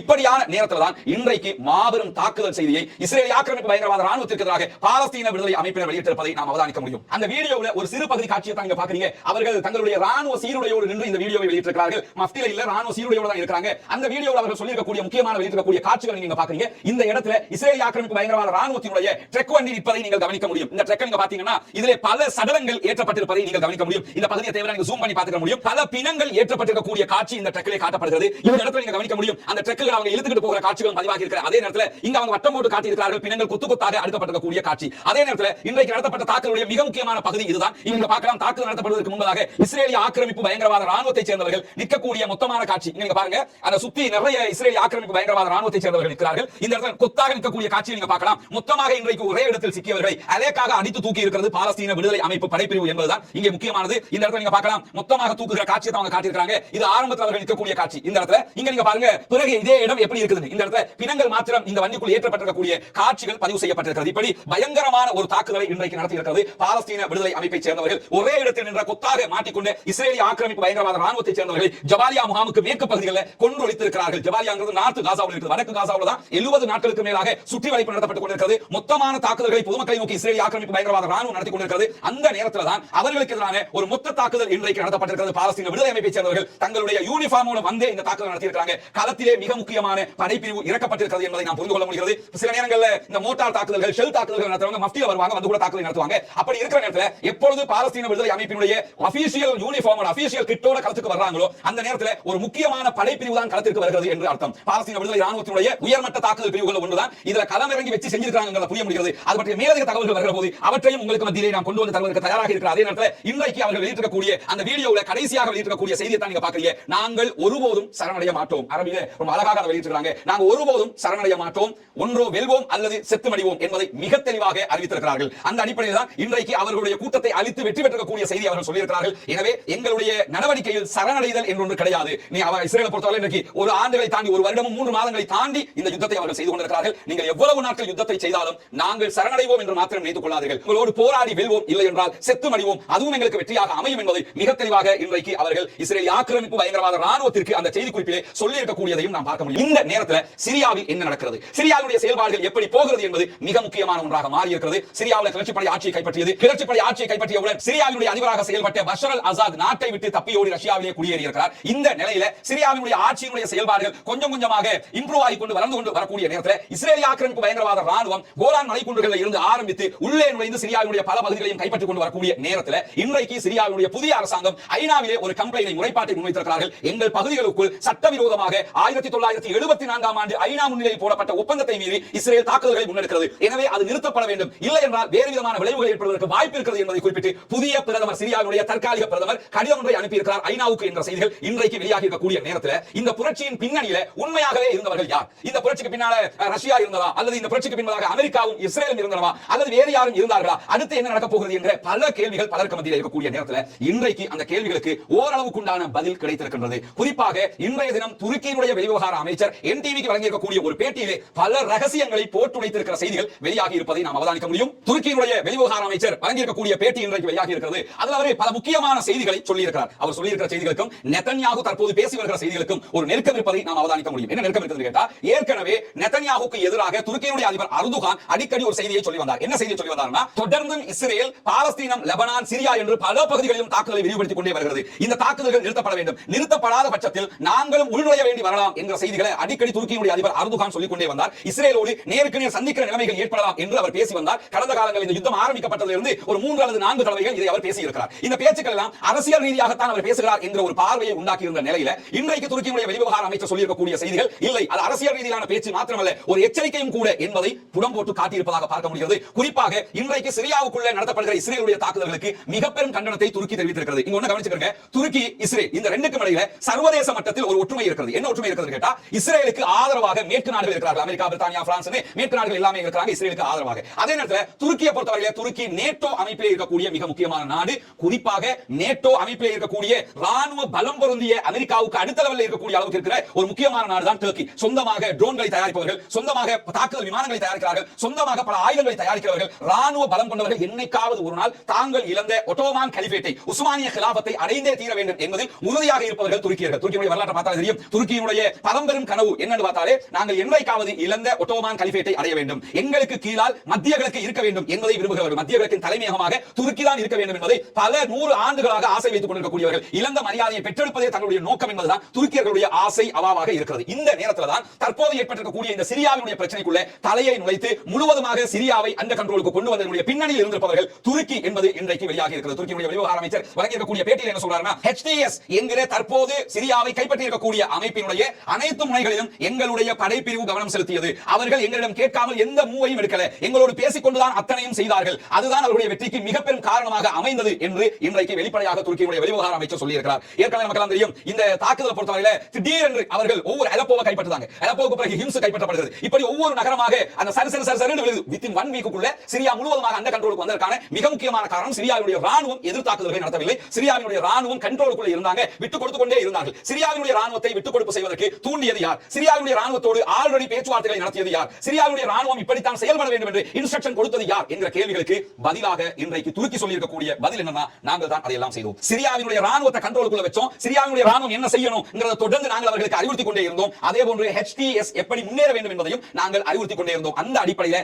HTS முன்னேறி கொண்டே இருந்தார்கள். சிரியாவினுடைய ராணுவம், அசாதினுடைய படைப்பிரிவு பின்வாங்கிக் கொண்டே இருந்தார்கள். அப்படியே நாங்கள் முன்னேறி கொண்டிருக்கிற நேரத்தில் ஈரானை தலையிட வேண்டாம் என்று கேட்டுக்கொண்டோம். ஈரானுடைய ஆன்மீக தலைவர் ஆயத்துல்லா அலி காமனி வழங்கியிருக்கக்கூடிய பேட்டியில் என்ன சொல்றாருன்னா, நாங்க இதுக்கு பல நாட்களுக்கு முன்பதாகவே அசாதுக்கு சொல்லிட்டோம், ஒரு சூழ்ச்சி நடக்குது, உங்களை வீழ்த்த போறாங்கன்னு சொல்லிட்டோம், அசாதினுடைய படை கணக்கில் எடுக்கவில்லை என்று சொல்லி இருந்தார். அது இப்பொழுது உண்மை என்று தெரிகிறது. ஏன் கணக்கில் எடுக்கலன்னா, அவர்களுடைய உளவுத்துறைக்கு தகவல் கொடுக்கப்பட்டது. உளவுத்துறை தான் ஆல்ரெடி நாங்க துருக்கி சொல்றதை கேட்போம்ங்கிற முடிவுக்கு வந்துட்டாங்கல்ல. அதனால உளவுத்துறைக்கு வந்த தகவலை கூட உளவுத்துறை உதாசீனம் செய்து கொண்டது. ஏன்னா துருக்கி சொல்லிட்டாங்க, நம்ம அசாது வீழ்வதற்கு காரணமாக நம்மளும் இருக்குன்னு, துருக்கி நம்மை காப்பாற்றும். அதனாலவோ என்ன இப்ப நீங்க பார்க்கலாம், இதுவரைக்கும் சிரியாவினுடைய ராணுவத்தின் மீது எந்த ஆக்ஷனையும் HTS எடுக்கவில்லை. சிரியாவினுடைய ராணுவ தளபதிகள் யாரையுமே கைது செய்யவில்லை. குறிப்பாக அசாதினுடைய கவர்மெண்ட்ல அமைச்சர்களாக இருந்தாங்களா இல்லையா, அப்படி அமைச்சர்களாக இருந்தவர்களோடு நெக்ஸ்ட் வீக் ஒரு மீட்டிங் இருக்குது. இப்ப நியமிக்கப்பட்டிருக்கக்கூடிய புதிய அமைச்சர்களுக்கும் அவர்களுக்கும் இடையே ஒரு மீட்டிங். என்ன மீட்டிங் கேட்டா, இதுவரைக்கும் எப்படி கவர்மெண்ட் கொண்டு போனீங்க, இனி நாங்க எப்படி கொண்டு போகணும், உங்க அனுபவங்கள் இருந்தா தாங்க, எங்க அனுபவங்கள் இப்படி தான் இருக்குது என்பதை பகிர்ந்து கொண்டு செயல்படுவோம் என்ற இடத்துக்கு ஏன் வர்றாங்கன்னு சொன்னா, எல்லாமே பக்கா ப்ரீ பிளானாக துருக்கி கொடுத்த பிளான் இம்ப்ளிமெண்ட் பண்ணப்பட்டிருக்கிறது. அது வெளிப்படையாக இன்றைக்கு துருக்கியினுடைய வெளிவிவகார அமைச்சர் சொல்லி இருப்பது மட்டுமல்லாமல்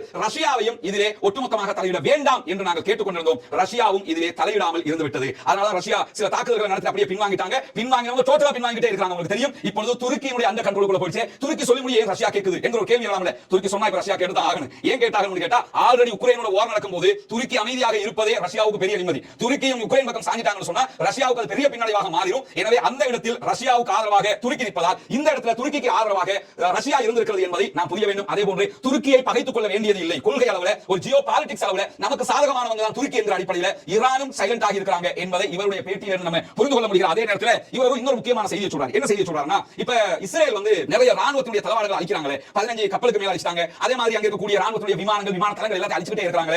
அந்த அழிக்கிறதுக்காக அவங்க சொல்லக்கூடிய காரணம் எதிர்காலத்துல சிரியா எங்க மேல அட்டாக் பண்ணக்கூடும், அதனால தான் நாங்க அழிக்கிறோம் என்றெல்லாம் சொல்லிக் கொண்டிருக்காங்க. கேட்கும்போது அவர் லாஜிக்கல் ஒரு கேள்வி கேட்கிறார். என்ன கேள்வி கேட்கிறாருன்னா, அசாத் இருக்கிற வரைக்கும் இஸ்ரேலுக்கு எதிராக அட்டாக் பண்ணினாரா என்று கேட்கிறாங்க. இவ்வளவு ஆயுதத்தை வச்சிருந்தார்ல, அசாத் அட்டாக் பண்ணினாரா என்று கேட்கும்போது இல்ல, அசாத் ஏன் அட்டாக் பண்ணல என்கிறது ஒரு காரணம் என்ன சொல்றாரு கேட்டா, அசாதுக்கும் சிரியாவுடைய அதிபராக இருந்த அசாதுக்கும் இஸ்ரேலுக்கும் இடையில ஒரு எக்ரிமெண்ட் டீல் ஒன்று அவர்களுக்கு மத்தியிலே இருந்தது. அந்த டீல் ரகசியமான டீல். நான் ஒன்னு அடிக்க மாட்டேன், நீ என்ன அடிக்க கூடாதுங்கிற மாதிரியான ஒரு டீல் இருந்தது. அதனால இவ்வளவு ஆயுதங்கள் இருந்தும் இஸ்ரேலுக்கு எதிராக சிரியாவுடைய ராணுவம் எந்த தாக்குதலையும் நடத்தவில்லை. இந்த கேள்வி பன்னெடுங்காலமாக எல்லாருக்குமே இருந்த கேள்விதான். ஏன்னா இந்த ஹிஸ்புல்லாக்கள் மீது இஸ்ரேல் தாக்குதல் நடத்துற மாதிரி என்ன பண்ணுவாங்கன்னா, ஹிஸ்புல்லாக்கள் தாண்டி போய் சிரியாவுக்குள்ள பல தாக்குதல்கள் நடத்தினாங்க. சிரியாவுக்குள்ள ஈரானுடைய தளத்தை தாக்குதல் நடத்தியதற்காக ஈரான் வந்து இஸ்ரேலை தாக்கினாங்க. ஆனா எந்த சந்தர்ப்பத்திலுமே சிரியா இஸ்ரேலை தாக்கவில்லை. சிரியா இஸ்ரேலை ஏன் தாக்கவில்லை என்பதற்கு என்ன பதில் சொல்றாருன்னா, அவங்க தாக்க மாட்டாங்க, ரெண்டு பேருக்கு இடையில ஒரு அக்ரிமெண்ட் இருந்துச்சு, நீ என்ன செஞ்சா நான் உன்னை உதவி செய்ய மாட்டேன், ஆனா நீ என்ன எதுவும் செய்யாம இருந்துக்கங்கிற மாதிரி ஒரு ஒப்பந்தம் இருந்தது. இவ்வளவு ஆயுதத்தை வச்சுக்கிட்டு அவர் அதனால ஒன்றும் பேசாம இருந்தார் என்கிற ஒரு ரகசியத்தையும் இன்றைக்கு அவர் போட்டு உடைத்திருப்பது மட்டுமல்லாமல் 2 நாட்களுக்கு முன்பதாக துருக்கியுடைய உளவுத்துறை தலைவர் இப்ராஹிம் ஹலீன் ஜோர்டான்ல அகபாவில் ஒரு முக்கியமான மீட்டிங்கில் கலந்து கொண்டார் என்ற செய்தி வெளியாக இருக்கிறது.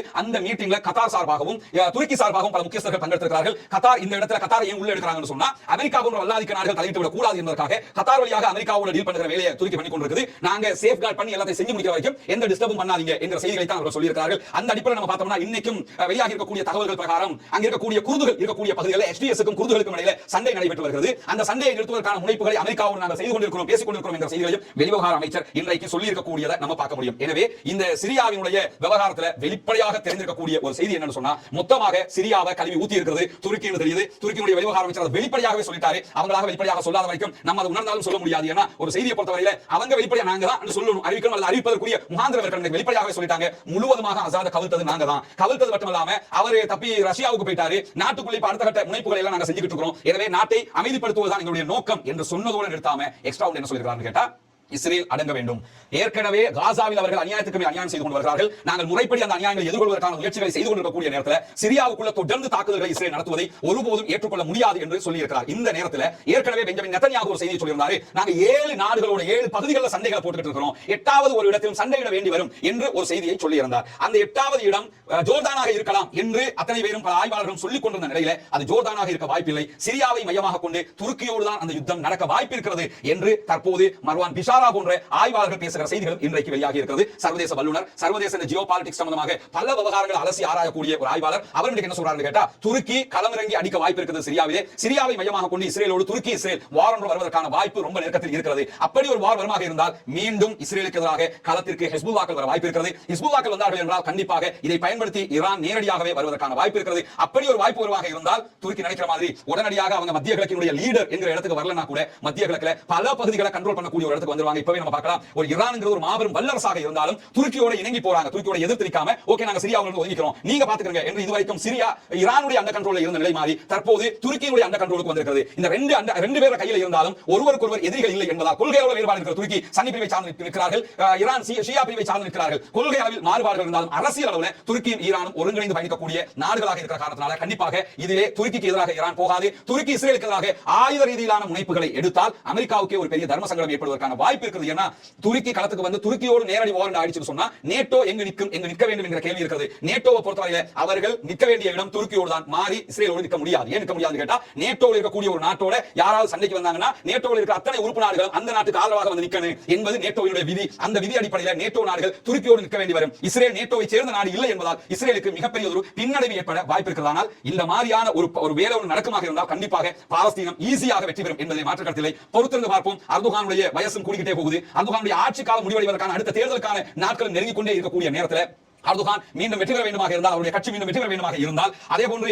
ஈரான் மீண்டும் தங்களுடைய மதிப்பு மரியாதையும் தக்க வைத்துக் கொள்ள வேண்டுமாக இருந்தால், இந்த நேரத்தில் பாலஸ்தீனத்திற்கான விடிவை பெற்றுக் கொள்வதுதான் அவர்களுக்கு மிக முக்கியமான அரசியலாக மாறும். அந்த அரசியலை அவர்கள் பயன்படுத்தியாவது பாலஸ்தீனத்திற்கு விடிவு உடைத்தால் அது மிக மகிழ்ச்சியாக அமையும். பொறுத்திருந்து பார்ப்போம் என்ன நடக்கிறது என்பதை. துருக்கியுடைய வியூகம் இந்த இடத்தில் வென்றிருக்கிறது என்பதில் எந்த மாற்று கருத்தும் இல்லை. இதனுடைய அடுத்த கட்டமாக ரஷ்யாவினுடைய ராணுவம் சிரியாவிலிருந்து வெளியேறிக் கொண்டிருக்கிறது என்பது மேலதிகமான ஒரு முக்கியமான செய்தியாக இன்றைக்கு பதிவாகி இருக்கிறது. இன்றைக்கு மெக்சார் வெளியிட்டிருக்கக்கூடிய சேட்டலைட் புகைப்படத்தை நீங்க பாக்குறீங்க.